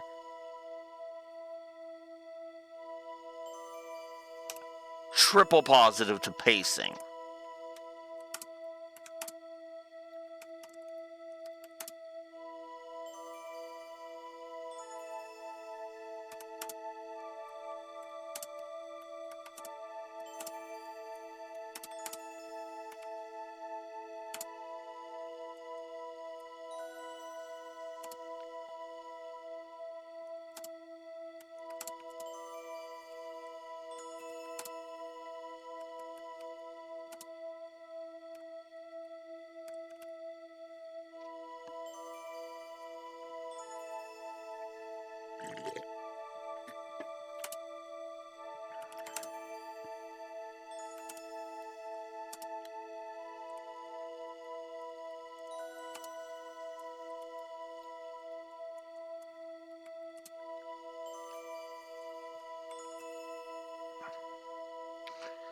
Alright. Because I'm sticking to that. The pacing was excellent this time. Holy crap. Padding, plot, primary optional, secondary sound design, sprite work, story sequencing.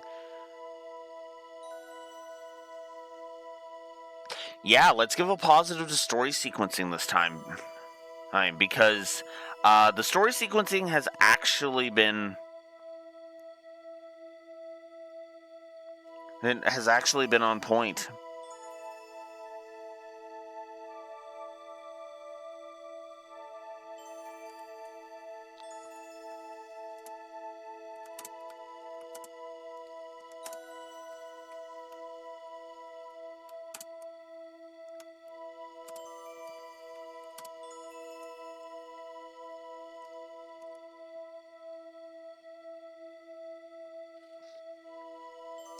So, positive to story sequencing, storyboarding, storytelling mechanics, themes.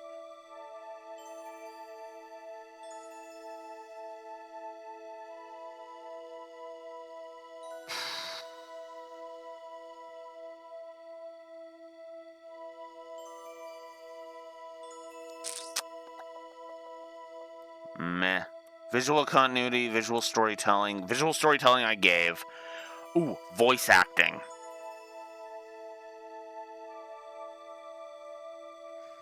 And voice direction. Okay.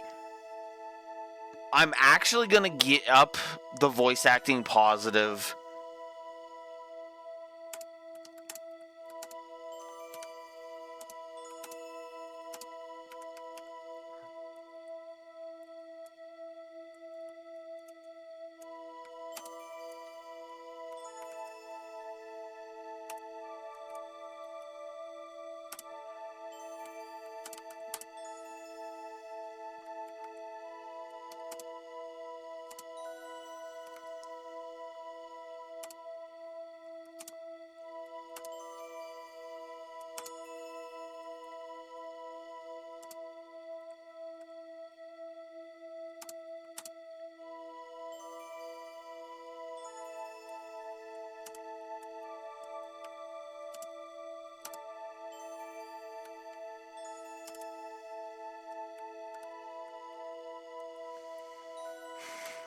Positive to voice direction.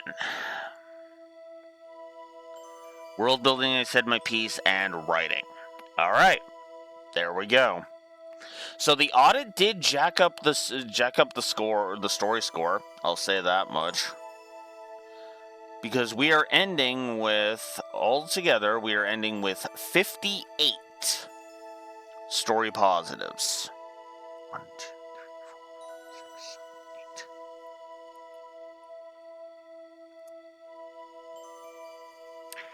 And we are ending on 24 story negatives, which is what I have up there. So,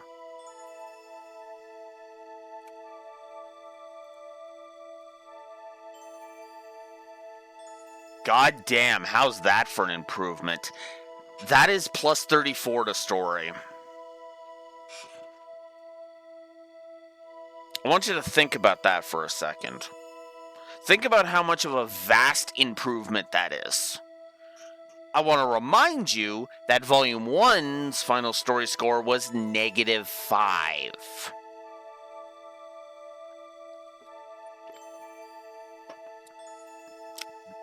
That is a 39-point increase. Which means if the gameplay can get up to plus 11, then I will go ahead and coin the phrase GU glow up.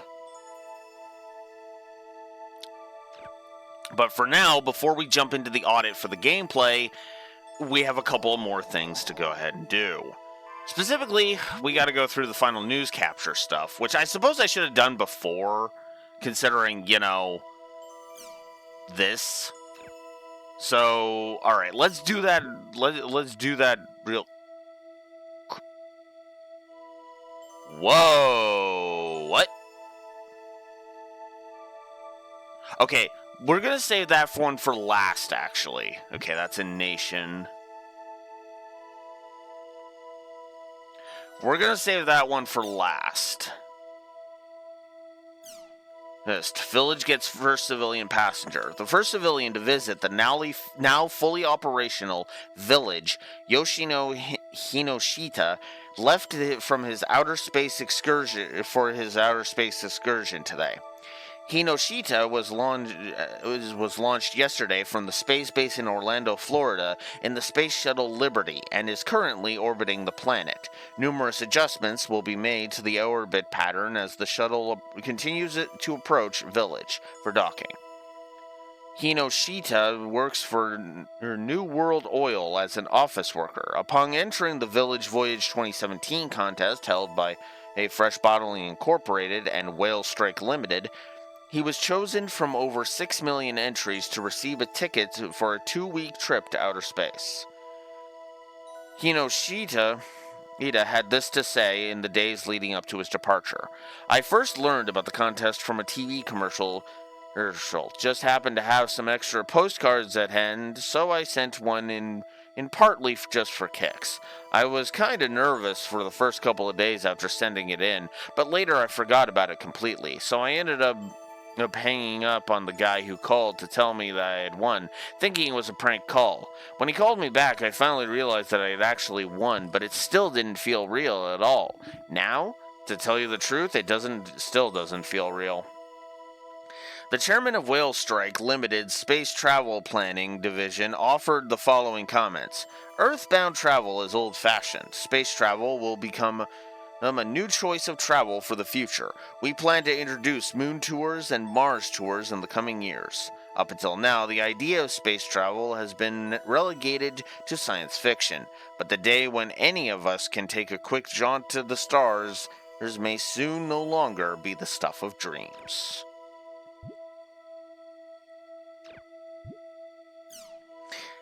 Household 3D monitors coming soon?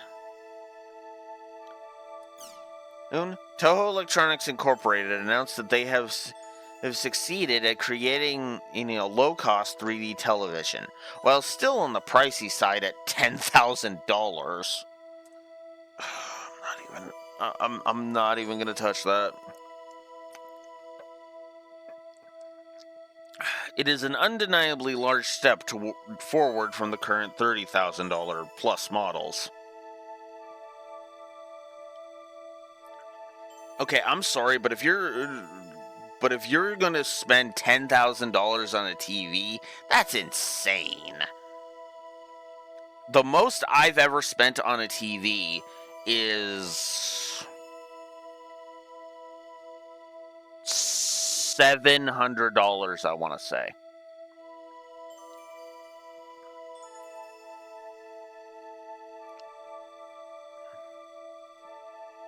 "3D TVs are futuristic displays first developed by Toho Electronics in 2004 and have gone on to sell 200,000 units worldwide. With their discus-like base and 12 to 20-inch size 3D screens that can be viewed from 360 degrees, they became a highly coveted and talked about device almost instantly. Unlike the current hologram TVs, these 3D TVs can be viewed from any angle and distance without the hint of flicker, and video filmed in the format, it can be delivered in real time. Another announcement was made revealing partner products that would be sold on launch day together with the new monitor. The first of these products will be a new drink by Fresh Bottlings. It's a limited series of drinks called Mary Cider, which will be sold with the new 3D TVs attached to celebrate the company's 50th anniversary. At $1,999, it's certainly a lot to ask for cider, but thanks to the 3D TV on the bottom, the drink will display famous landmarks inside the transparent bottle, something that had been in the realm of science fiction up until now. Whether or not you find it worth the price, you will be impressed when you see one for yourself.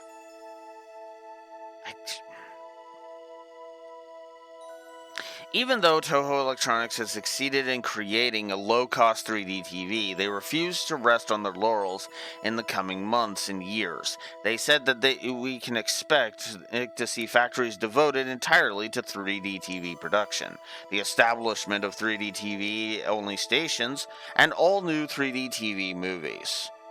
Oh, God. I am so glad 3D as a gimmick is largely being removed. Because people are realizing that it's a stupid gimmick anyway. In the age of ever-advancing technology, the world of movies and animation is becoming increasingly commonplace. One can only try to imagine what the next dream machine will be. Alright. Alright. Which one should we do first? Should we do the article, or should we do the online Jack episode first?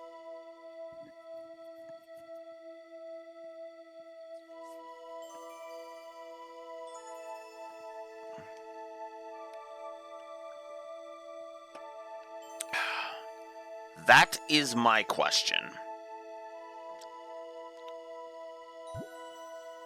Actually, while you're deciding that, I'm gonna AFK briefly for a bio break. I'll be right back.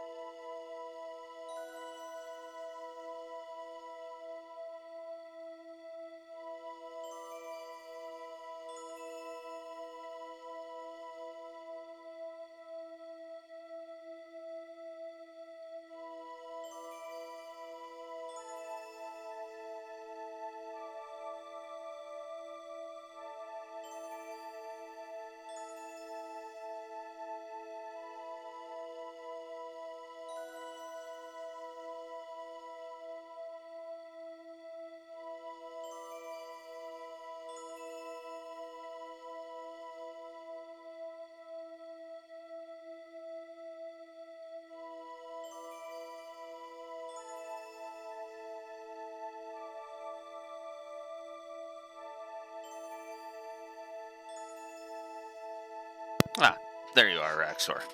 I'll reiterate my question. Which do we tackle first, the Online Jack episode? Or the article that tells us Ihara's unconscious?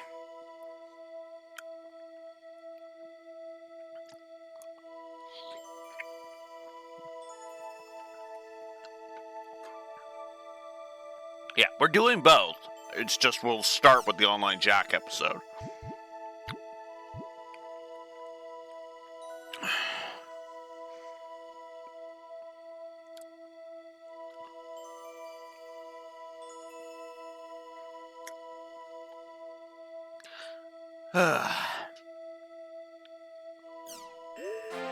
Here we go. 3 minutes. Hey, how you been? Salvador Ihara's Online Jack!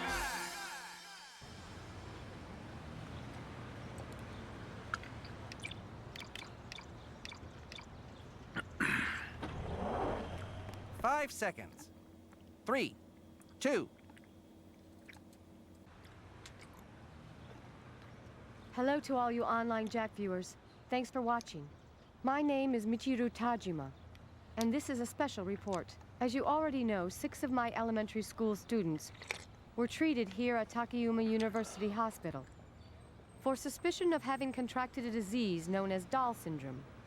I've been under a lot of pressure, not only from school, but also from other, somewhat related organizations. They want me to keep quiet in regards to this incident. But for the sake of my students, I'm going to report the truth. Please take a look at what actually happened here.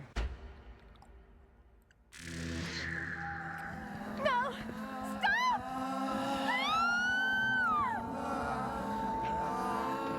No! Stop! Stop it! Stop it, please! Michiru! You kids, leave her alone! Mr. Ihara! I was useful after all. Don't worry, Michiru. I'm right here with you. Miss Michiru?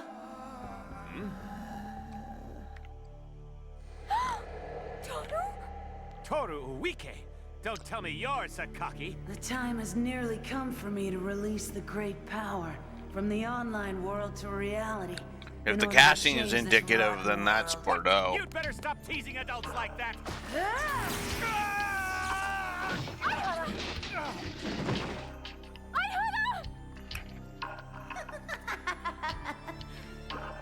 It looks like you're next, Miss Michiru.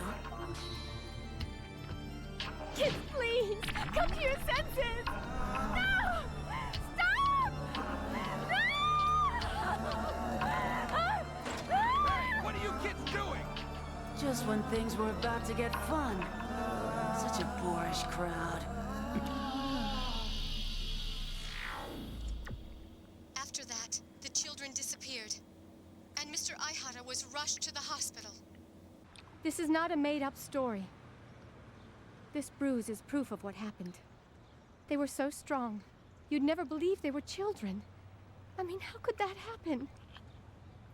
Mr. Ihara and myself tracked down the truth and came to a terrible and inescapable conclusion. And so I plead with you, all the parents watching this program, please stop your children from playing these online games. The world is dangerous. This game will control your children's hearts.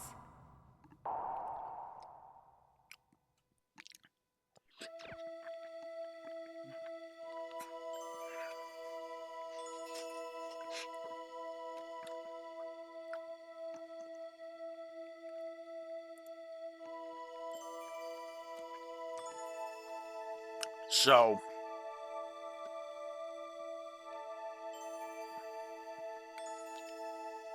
this might sound a little weird, but welcome back, Neko. That's right. I'm giving that a triple positive. Holy fuck. That was actually good.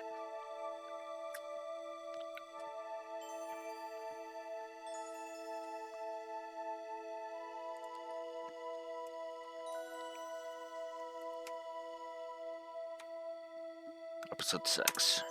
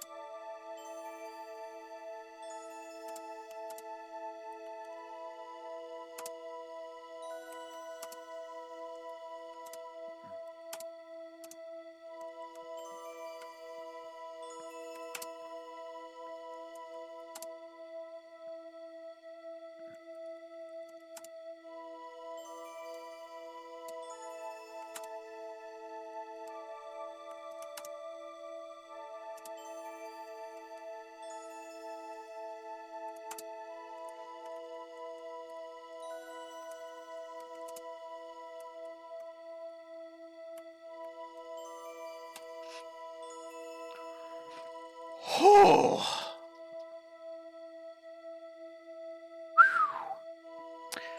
Okay. And Neko, since you're back, I should also reiterate the question we asked you. I asked earlier about whether or not you wanted me to hold off going through Alan Wake until Control is finished funding, because it will eventually get funded, especially if we go ahead and take a breather, or kind of take an interruption breather. And I misspelled positives because of course I did. Alright, but yeah. Alright. So there's that. Yeah, let's go ahead and poke at the post-game. Oh, right, we need to go here. Popular celebrity, Salvador Ihara, fell unconscious and was sent to a hospital after filming a segment of an elementary school for Salvador Ihara's online Jack. All filming was shut down immediately, and the school was closed the following day. New Enterprises, the studio that Ihara works for, has explained the incident as an accident. Other sources say that he has become involved in something more sinister. We're in the latter.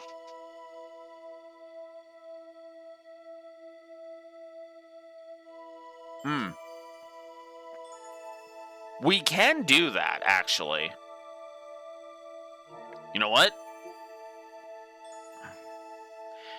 If you're willing to make it the Alan Wake control block, I can check that right now, and then we can just combine it into a block. That's actually not that's not going to take me too long to do. The Alan Wake verse. The Alan Wake verse block. There you go. Alright. Then let's go ahead and check how much Alan Wake 2 is, and then we'll go ahead and we'll let you know. Then I'll just have to do some quick math. Let's change it up on the document. Alright, Alan Wake. Alan Wake 2 is currently on sale for $40. And it ends on... it ends in 2 days. Damn. $80. Ooh. Okay. That's gonna mean $80. That's gonna mean adding $80 to the total. Give me a second, and let me quickly do some math here. No, I want the funding spreadsheet. Let's see. So Alan Wake was 40, which is done.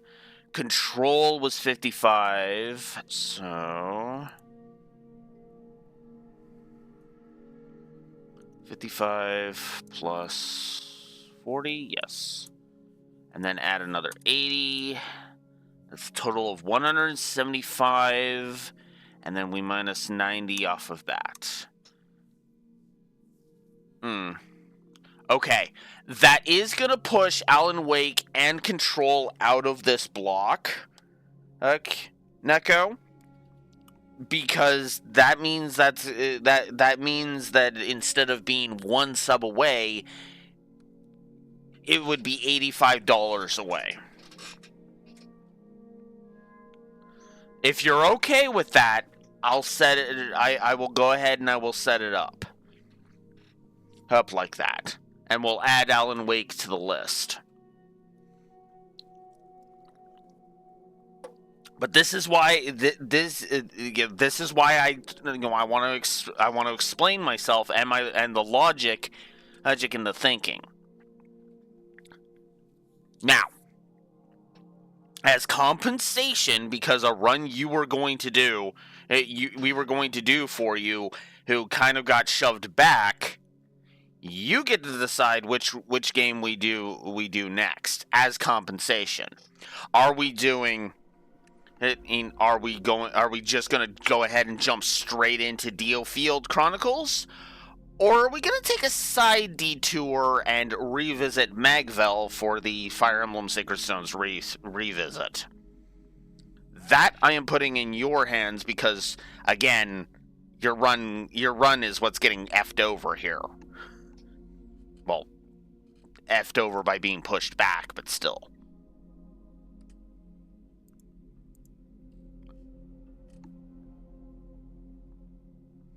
Sacred Stones next? Okay, so after GU Volume 4, we're going to do Sacred Stones. I'm going to stick to doing all of the games in order because Raxor and in Chaos, BJ, have made their stance on that clear. But yeah, we're going to go ahead and do that. Okay, so we are going to change this from Alan Wake Remastered to Alan Wake block. We'll call it the Alan Wake / Control block.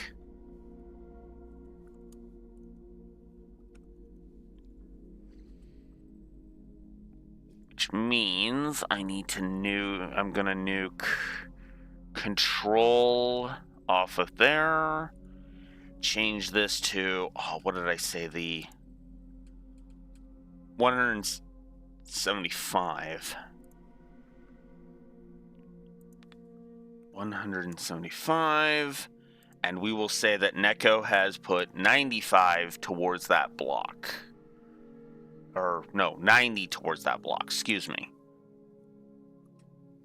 Sorry, math was off. Fair enough, Neko. Fair enough.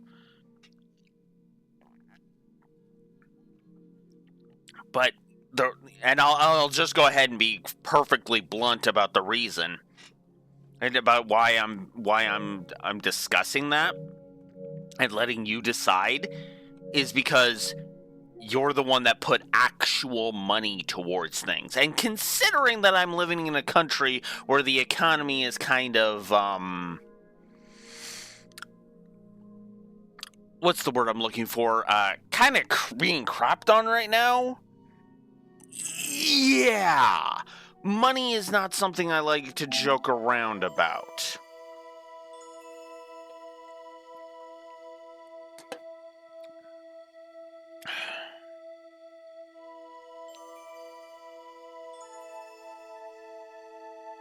You live in Canada, Neko?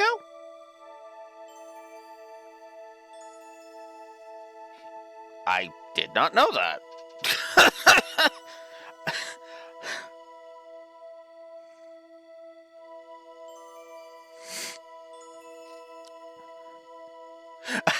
Okay. I mean, okay, economy getting screwed over. Yeah, I suppose the U.S. is. I don't blame you for not catching on to that. This is not me getting. Yeah. I mean, okay, I guess I should have realized that because publicly, the U.S.'s economy is getting more dicked around than Canada's, admittedly. Canada's economy is kind of more quietly getting dicked around. Oh, frick. Yeah, no, I hear you, Raxor. I hear you. I don't want to hear any more about Trump right now either. That's kind of why I focused on on Canada's economy.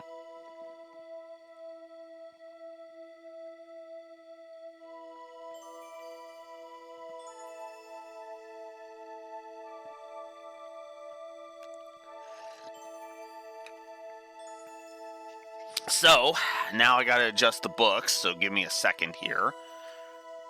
So Alan, I can just fix that right now. Instead of Alan Wake Remastered, Fire Emblem, Sacred Stones, Revisits.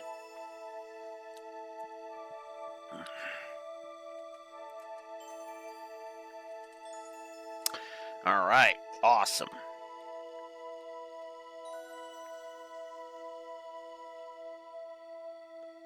Yeah, Raxor's got the right of it. Everywhere is getting fucked around right now. Oh. That's, that... so I'm sorry for even bringing that up. It's just I wanted to make sure... I was trying to be serious, and then I just delved into that, and I apologize.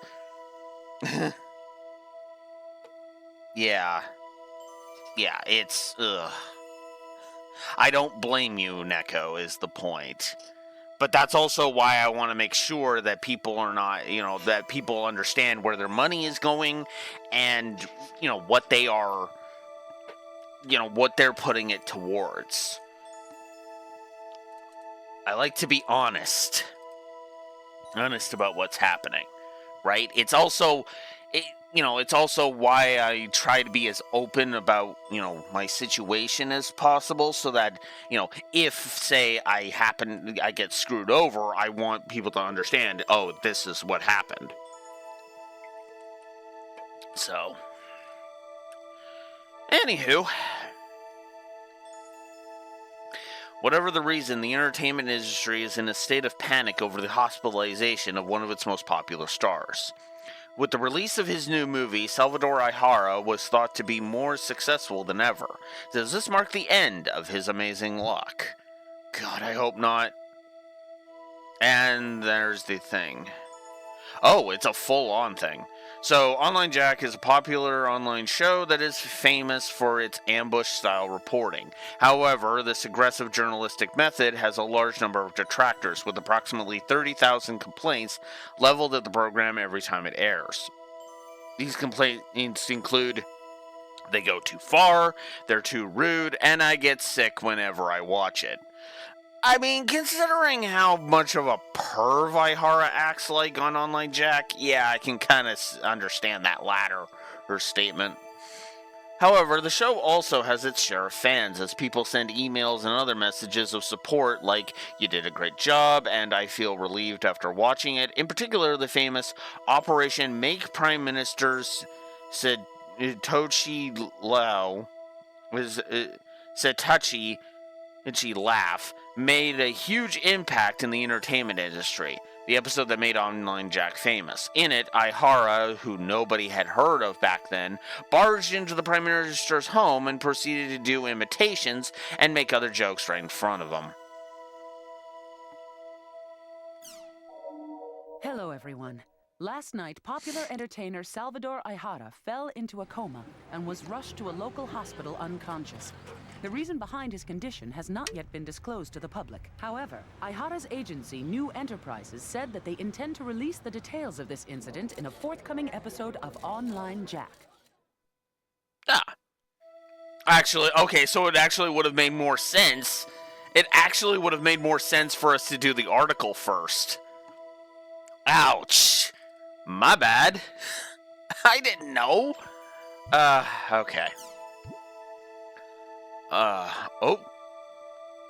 Black clouds over Online Jack's future.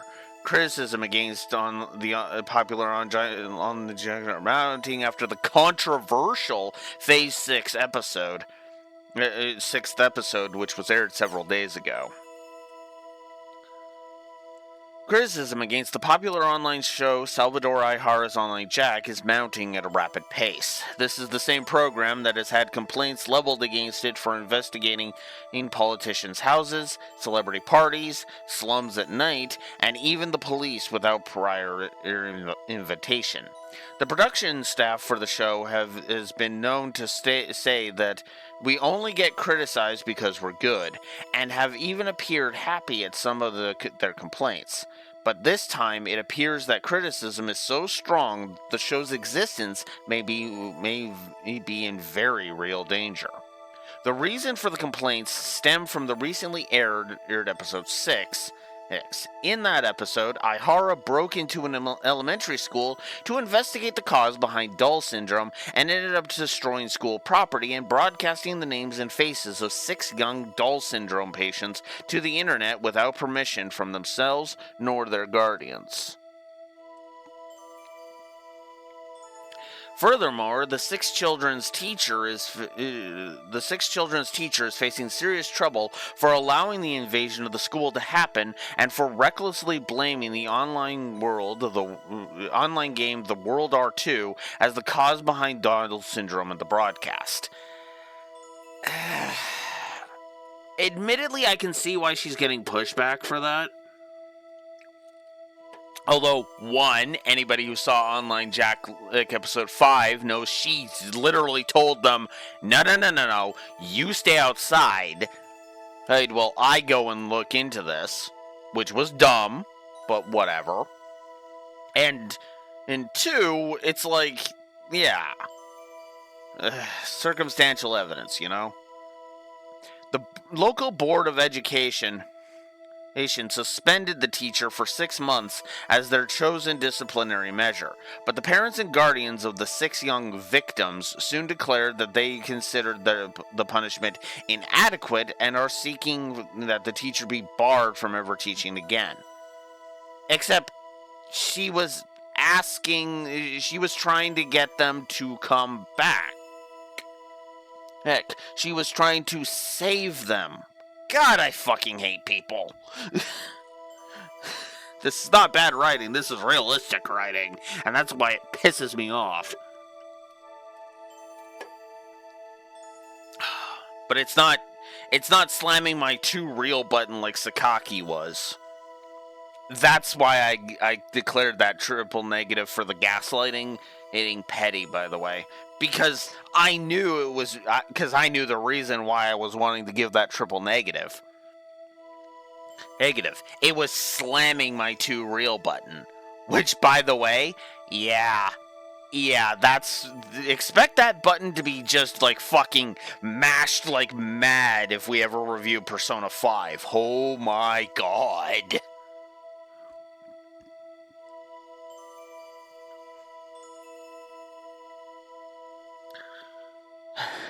Yuichi Sawaguchi of the Dull Syndrome Group plans to file for damages against the studio for emotional trauma. Oh my god. This article is slamming. Speaking of slamming my 2 real button. I'm open for Metaphor, but that's a new game, so keep in mind that's going to be $80. I think.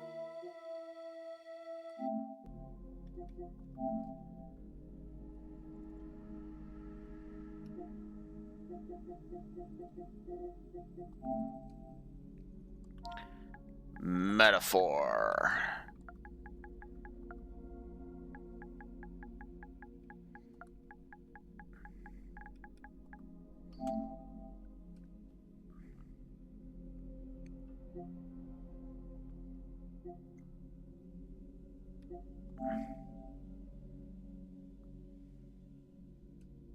Oof. 95?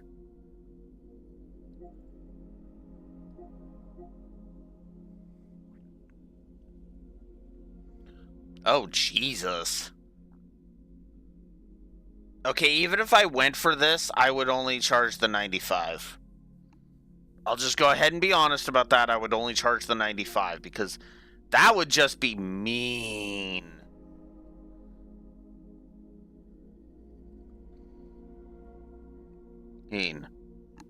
So...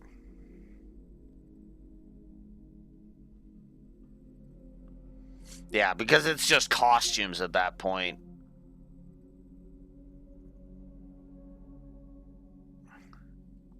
How many does this come with? Oh, 7 of them. Okay. Okay. We might not be... I might not ding this one for that. What's this one? Digital Anniversary Edition upgrade. Oh. Okay. So that's the one that upgrades us to that, and it's combination. Okay. Here's a game that is not going to get a that is not going to get a get a DLC negative. We did it, guys. We found a modern game that is not going to get a DLC negative. The DLC is pointless because it's all just costumes, but I actually feel like the costumes are actually priced fine. I know some people would claim that that's too much, but there you go. That's my compromise. Especially considering you can just buy it in a discounted bundle. Boop, done. And then each costume pack is 7 costumes plus some background music additions, and that's $7.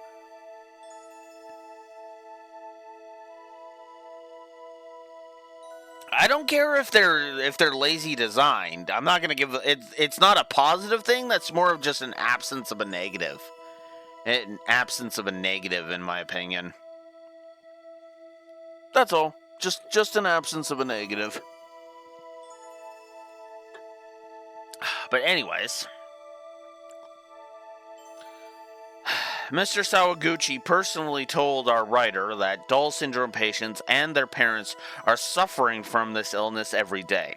I think it's incredibly insensitive for them to go and make a show like this that disparages that, and I think that they are the lowest kind of human being out there.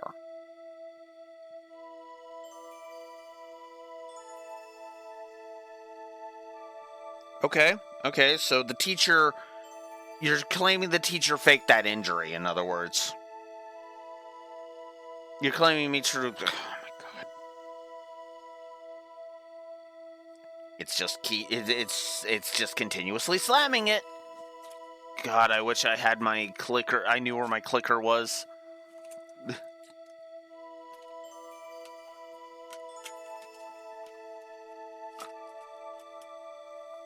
wish I knew where my clicker was.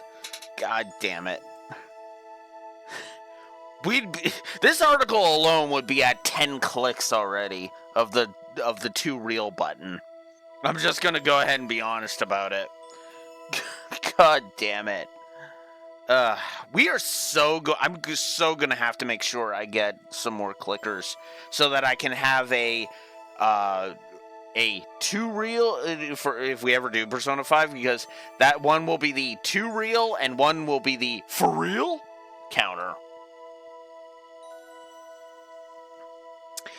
Anyways,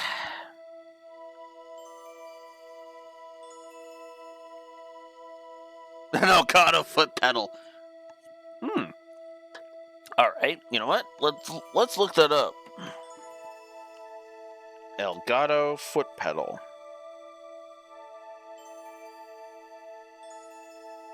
And I can have it come up on stream instead of just the metaphorical click.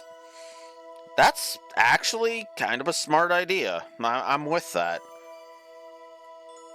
Elgato. Whoops. Elgato. No, not legato. What the hell?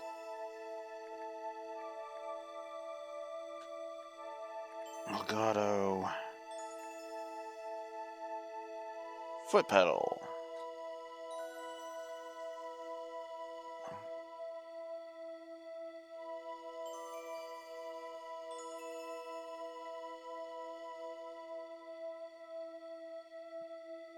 Here we go, an actual Elgato one. Stream Deck pedal, hands-free studio controller. Oh, they're 3-foot switches. This is trigger actions in apps and software like OBS, Twitch, YouTube, and more. Pricey. Pricey.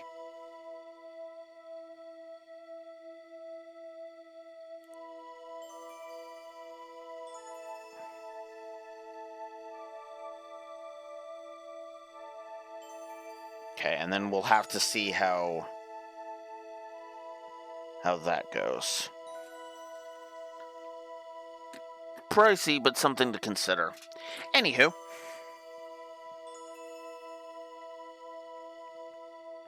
Okay. If all it took to cure the disease was to stop playing online games, everyone would already be cured.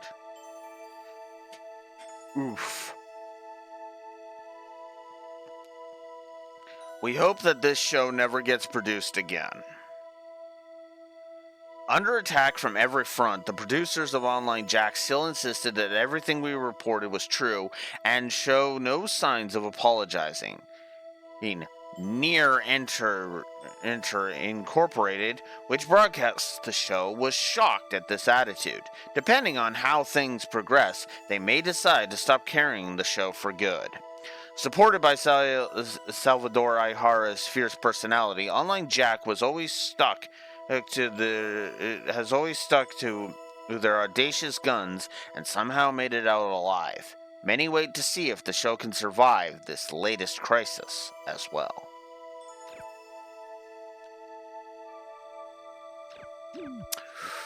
Well, shit.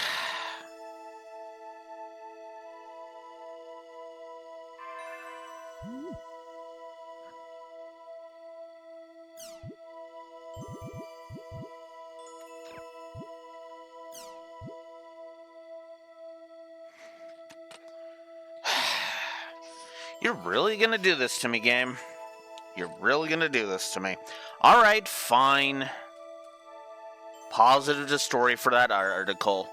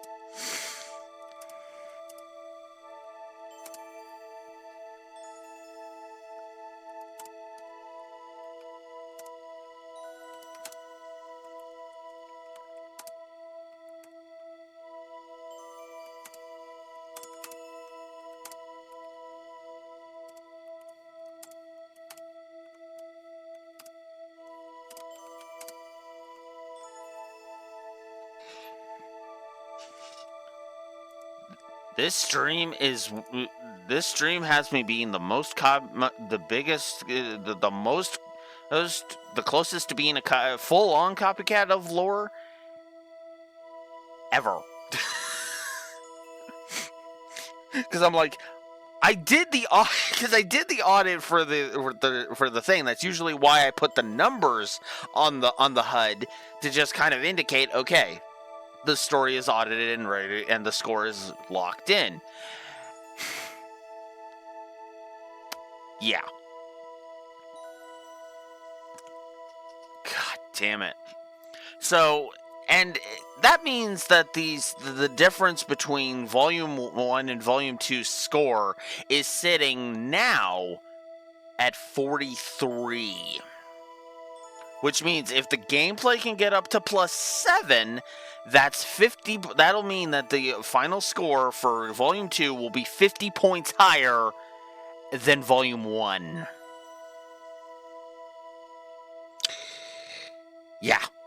We'll see what the audit has to say. I don't know if we're going to get there, but still. All right. Okay. And of course the community forum's still going. All right. News.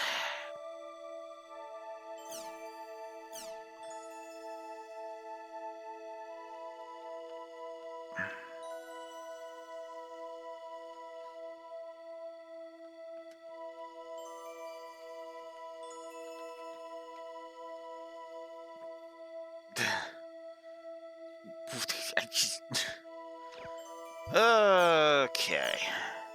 And then this is talking about how Ihara is comatose now. Alright, cool. Alright.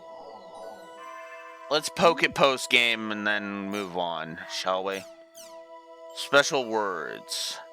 Moonlight, Wind-Up Box, Magician, Hunt, and Scarab.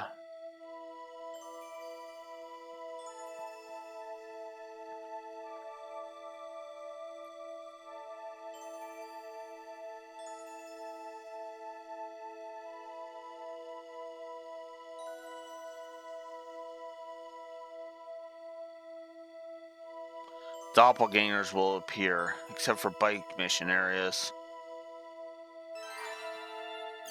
Okay, interesting. And now it's letting us know we are ready to convert our data to Volume 3. Alright. Let us double check. Because apparently there's supposed to be a post-game dungeon with actual whatchamacallit. So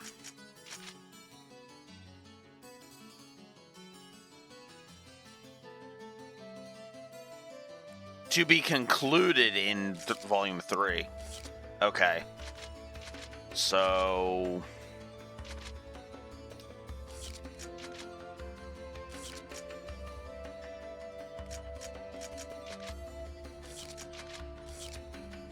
okay. I'm guessing it would be for a quest or something. Okay, well, let's just go ahead and save.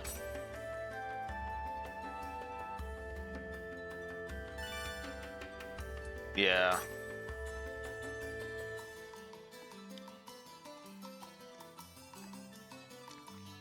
Well, we'll see what I think of Volume 3. And how well concluded it was. Because at the time, it was intended that Volume 3 would be the end of it.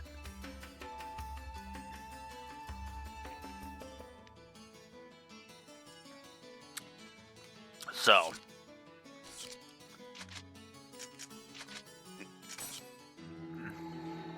Nothing pops up to indicate the post-game, so. I'm just going to audit the gameplay and go. Oh my god. Really? Really?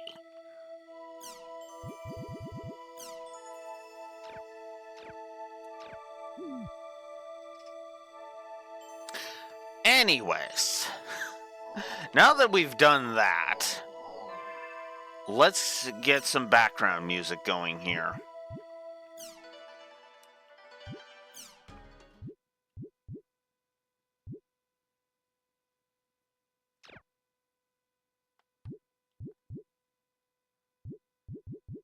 That's it? That's all the music I gained from there? Alright, fuck it. This'll be our audit music. Fuck it. Let's continue.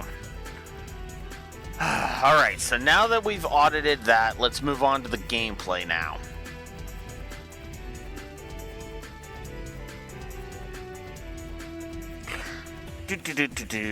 So, excuse me.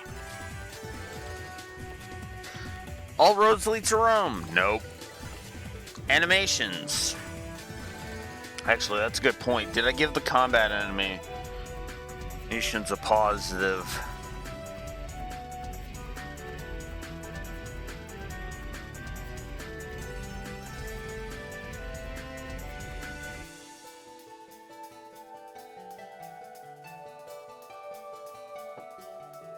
Or do I want to give the combat animations this time? Nah, actually, yeah. No, you know what? No. Let's see. What else do we got? Audio spam, said my piece. Ace, I'm going to leave it at the 3.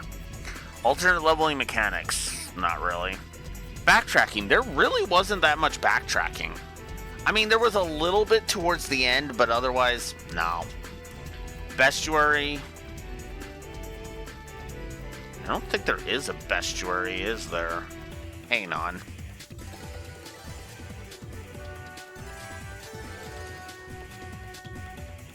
Yeah, no, there isn't.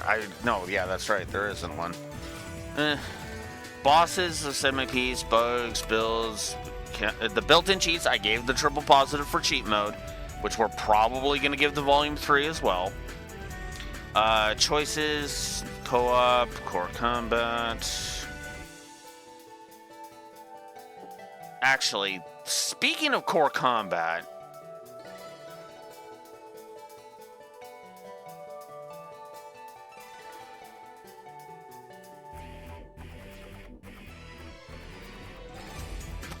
you know what? The core combat, it is better this time. So I'm actually just going to nuke the core combat negative and call it a wash.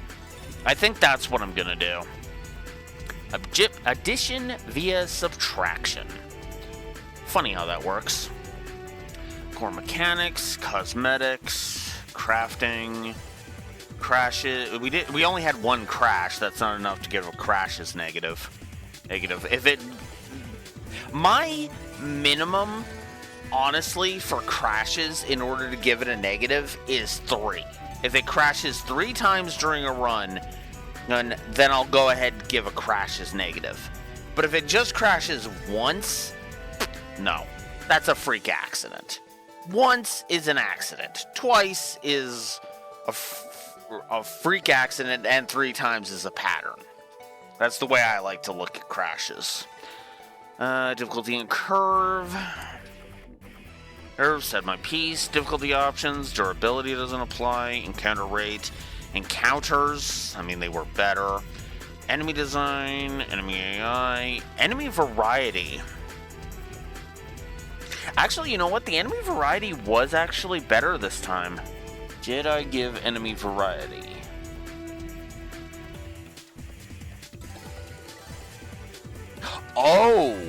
Oh, I gave it positive and negative. Oops.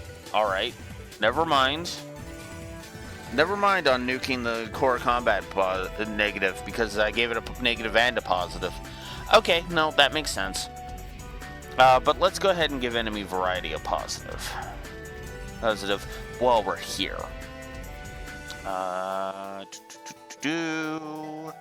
We'll put it here.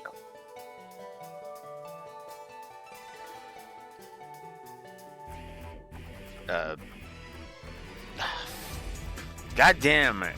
And enemy variety, there we go. God, I blanked for a second there. Ugh, what the hell? help. Good enemy variety.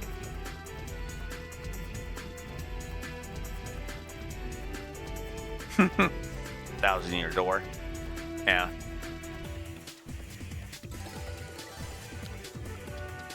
I've heard it's still an excellent game. Even on the Switch, so. In-game, post-game optionals, fast travel. I gotcha. No.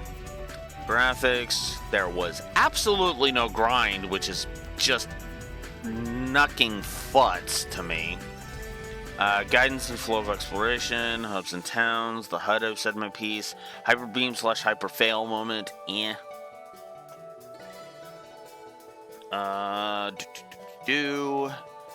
Interface, intro, itemization, inventory and itemization. The itemization, actually, that's a good point. Did I give that a negative?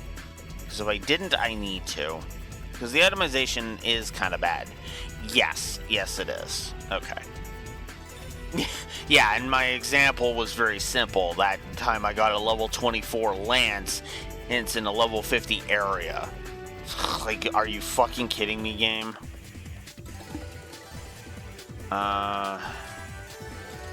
Kit. Hits, late game, launch, level scaling, lighting, log, map. Yep, mini-map, said my piece on all that. Checkpointing, mod support, music. I'm still not a fan of the music, so meh, shrug on that. There is no New Game Plus. There's options, I've said my piece. Outro, I've said my piece. Oh, actually, outro on the gameplay. I forgot the outro on the gameplay.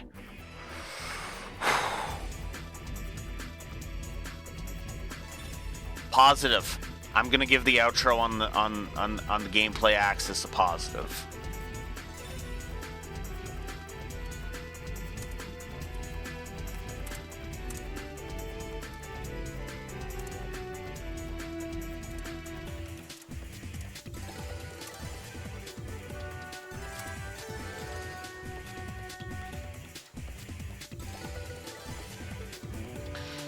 Cool. Ooh. Actually, this might seem a little weird. Did I give...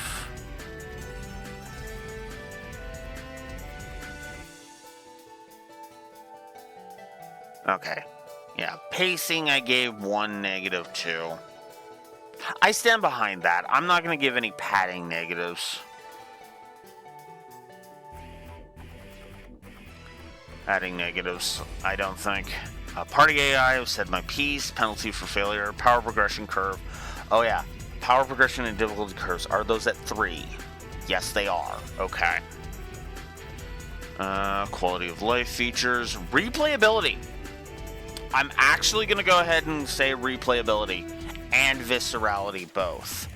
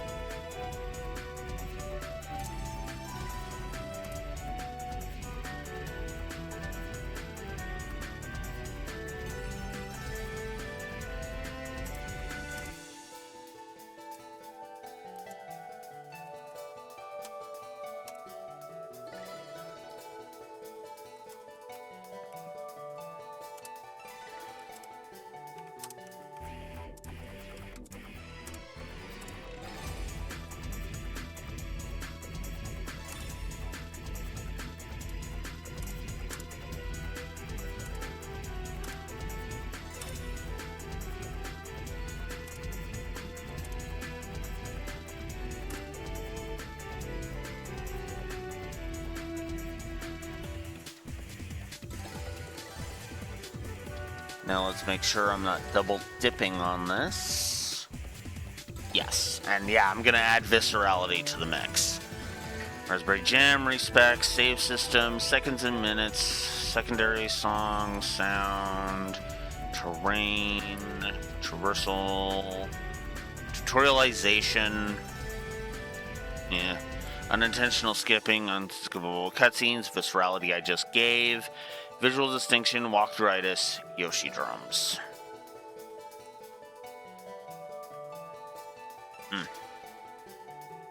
Alright.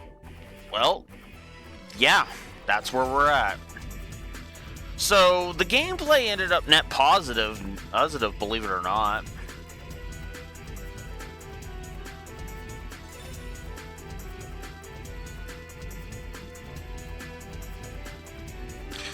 The negatives did not move, but the positives went up to 36. Which means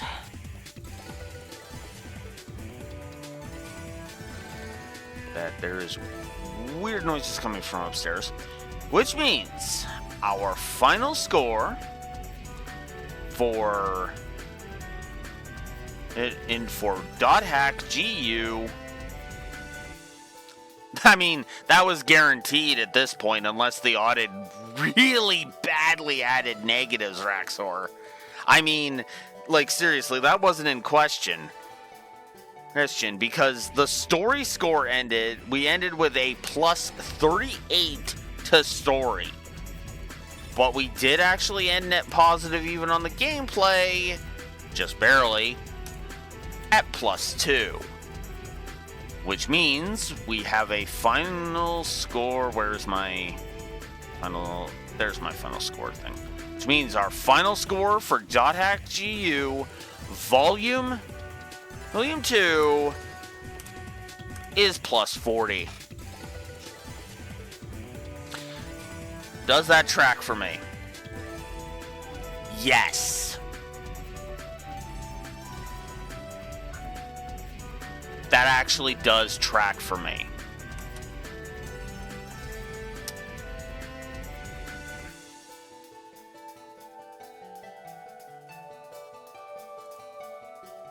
Hey, I think we're actually going to give... Actually, wait, hang on. Plus 40.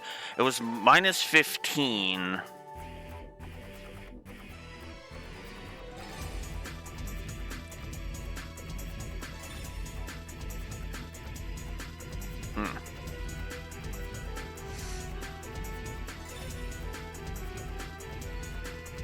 Yeah, because it was 40 to 0. Yeah. So, yeah, we're coining a new wolfism today. GU glow up. This is another one that's very similar to the Cold Steel Curb Stomp. This isn't Cold Steel Curb Stomp. No. Not quite. It's 45 points too low to be a Cold Steel Curb Stomp.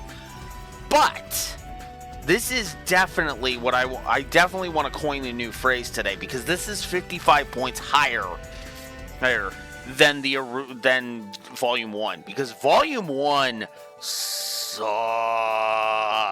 and I'll stand behind that statement. Negative 10 to freaking gameplay versus a plus 2 to gameplay. Yes, all of the yes on that. This is a much better game than Volume 1 was. And I mean that sincerely. Even the story score vastly shows it. Because, as I said, net negative 5 to story was the score last time. Plus 38 is the score now. That's insane how much of a glow up that is. Which is hilarious.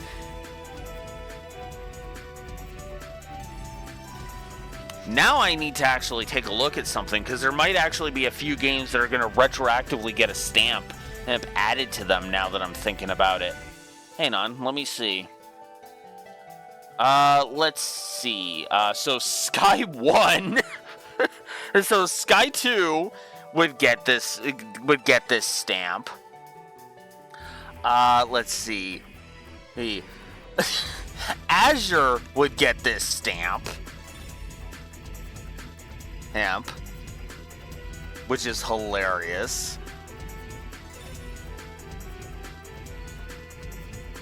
Let's see.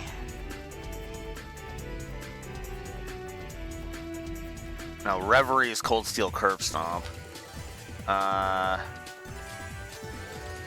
curious if Sacred Stones is going to get the Cold Steel Curb Stomp. Or not. Let's see.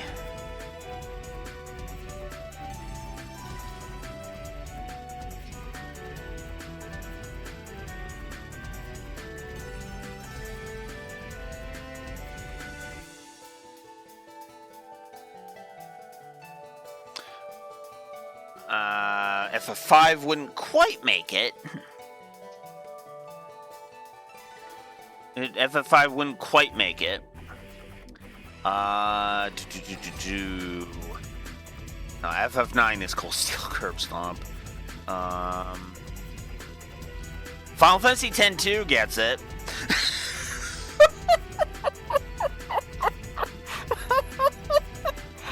Oh my god, I am adding the stamp to so many games. Wow. I'll do that after. I'll do that after, but let's coin the phrase now. Let's coin the phrase now. And go from there. Damn. No, because I wanted to give special mention to this because of how negative I was against the first one, and then here's this one, you know.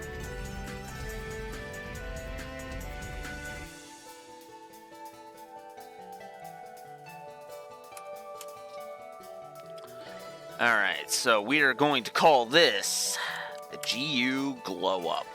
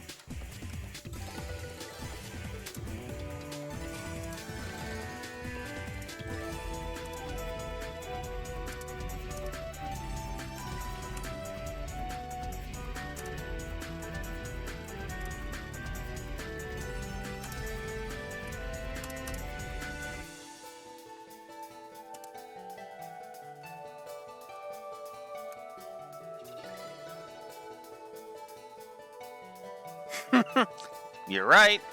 You're right. No one to blame but myself. But I have to give GU Volume 2 credit because, god damn it, I was just like ready to dismiss this whole thing, and yet here comes, and then here comes Volume 2 being like, get. Hold your fucking horses, Blue Wolf. Wolf. You hold those damn horses. Oh, wait, I know what this is. This is Session 7. So, yeah. So, since I didn't care about it last time, let's actually go ahead and do the Dead Meat Inspired Awards, shall we? So, let's start with our average. So, we ended on plus 40, as I've said. With a session count of 7, that means we had a positive on average of 5.7 Evan positives per session.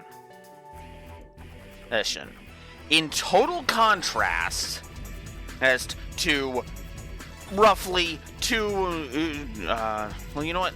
15 divided by a 6. As opposed to 2.5 negatives per session, which was Volume 1.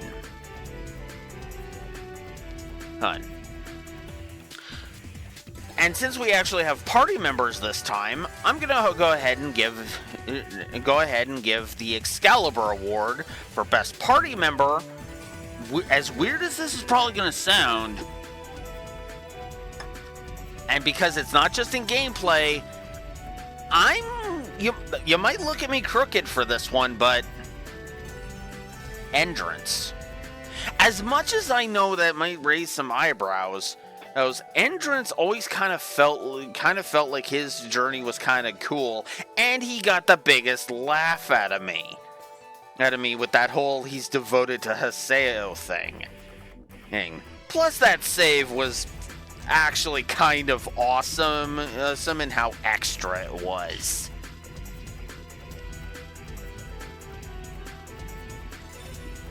So, yeah, credit where it's due. As much as some people might expect me to give the Excalibur Award for Worst Party Member to Pyros III for his harmful stereotyping, no, I'm actually going to give it to Kun this time. His angsty bullcrap kinda came out of nowhere and kind of was like, just like, Nani the fuck, we're not mad at you, Kun. What the fuck is this woe is me crap that you're pulling out of fucking nowhere? That was honestly the closest we came to having fake drama in this thing. But it was all on him and it lasted seconds, so I left it alone. Oh, but still, Kun, what the actual fuck?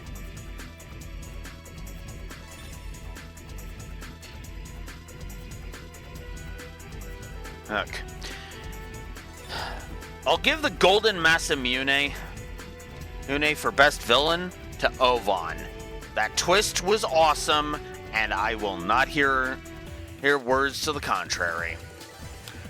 Broken Shambhala for Worst Villain should be pretty freaking obvious, because as much as you probably expect me to give it to Sakaki, no, I'm gonna give it to the asshole who's a sim for Sakaki. Hiraki. The other failure. The other frickin' harmful stereotype, a failure of a character. Seriously, his interruption was nothing more than a speed bump on our way to Sakaki, and that was just pointless. Pointless. Scarlet Blaze Award for Best Waifu. Alcade. I don't even have to think about that. Alcade. I was impacted by her death, by her becoming a lost one. That says something. Absolutely. Broken Shambhala for Worst Waifu. Ew. I mean, do you even have to ask? It's Bordeaux. She's still a fucking waste of Mary Elizabeth McGlynn's talents. Volume 3 might change my mind on that. I fucking doubt it, but we'll see. Jade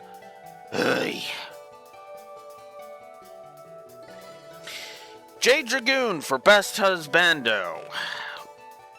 That's a good question. Who to give that to? Because I already gave the Excalibur Award to Entrance. Have you ever seen the dub of Ghost in the Shell, Hill Rexor?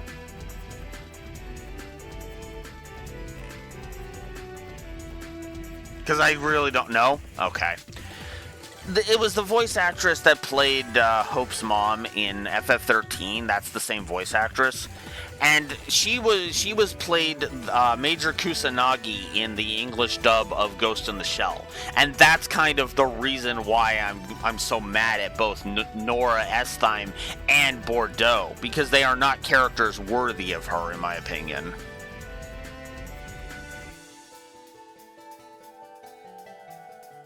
Was it Jennifer Hill?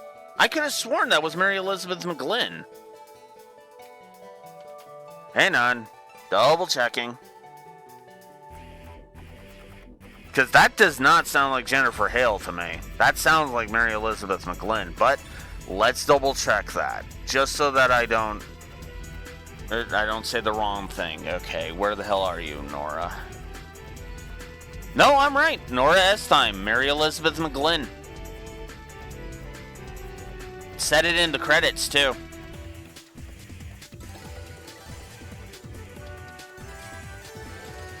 Yeah. Well, that's why I double-checked, because I could have been wrong. I owned up to the fact that I could have easily have been wrong, so I double checked it. But yeah, Jade Dragoon for Best Husbando. That's a good question. Who do I want to give that to?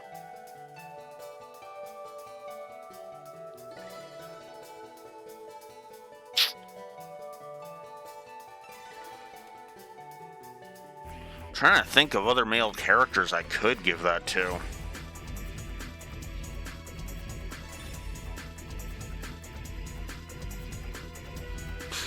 You know what? I'm just gonna go for Yada. Because you know what? Yada's been trying to be a bro the entire time and has been dealing with corporate bullshit and has been trying to keep Haseo going even after he was at the point where he was ready to just give up and be done with all of this shit. So I'm gonna give it to Yada, weirdly enough. He went from being a cryptic a-hole to actually being a bro and trying to help us out. And I'll admit it, that Nala twist was actually perfectly done too, which is also what gave Ovan the Golden Masamune while we're on the subject. Toothless Lion for Worst Husbando. Sakaki. His gaslighting was just too much for me, and yeah, as much as I don't want to say he was the worst villain because he did well at being a villain, at being a husbando, he sucked. And yeah, I know, he's real, in the real world he's 10 or whatever, but you know what? That's all the more reason why that's the explanation for why he failed at being a husbando. Because he's 10, and he's a childish twat.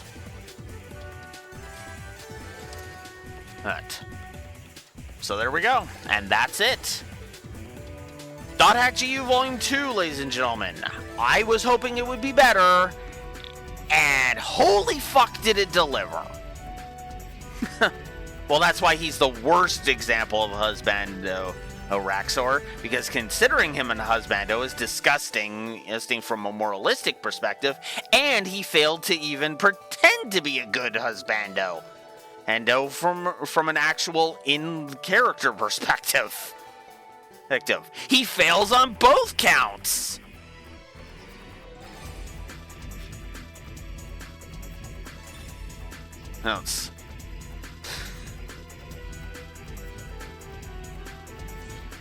Anyways, that's volume 2, ladies and gentlemen. Next up, volume 3. So for those of you catching this on YouTube, we'll see in about 2 days, because from your perspective, it's going to be the a rating video and then the next one, unless this or the rating video happens to fall on a Friday, in which case never mind. But you get my point. All the same, yeah. For those on YouTube, Blue Wolf Alex the Lore Walker signing out. Have a good one.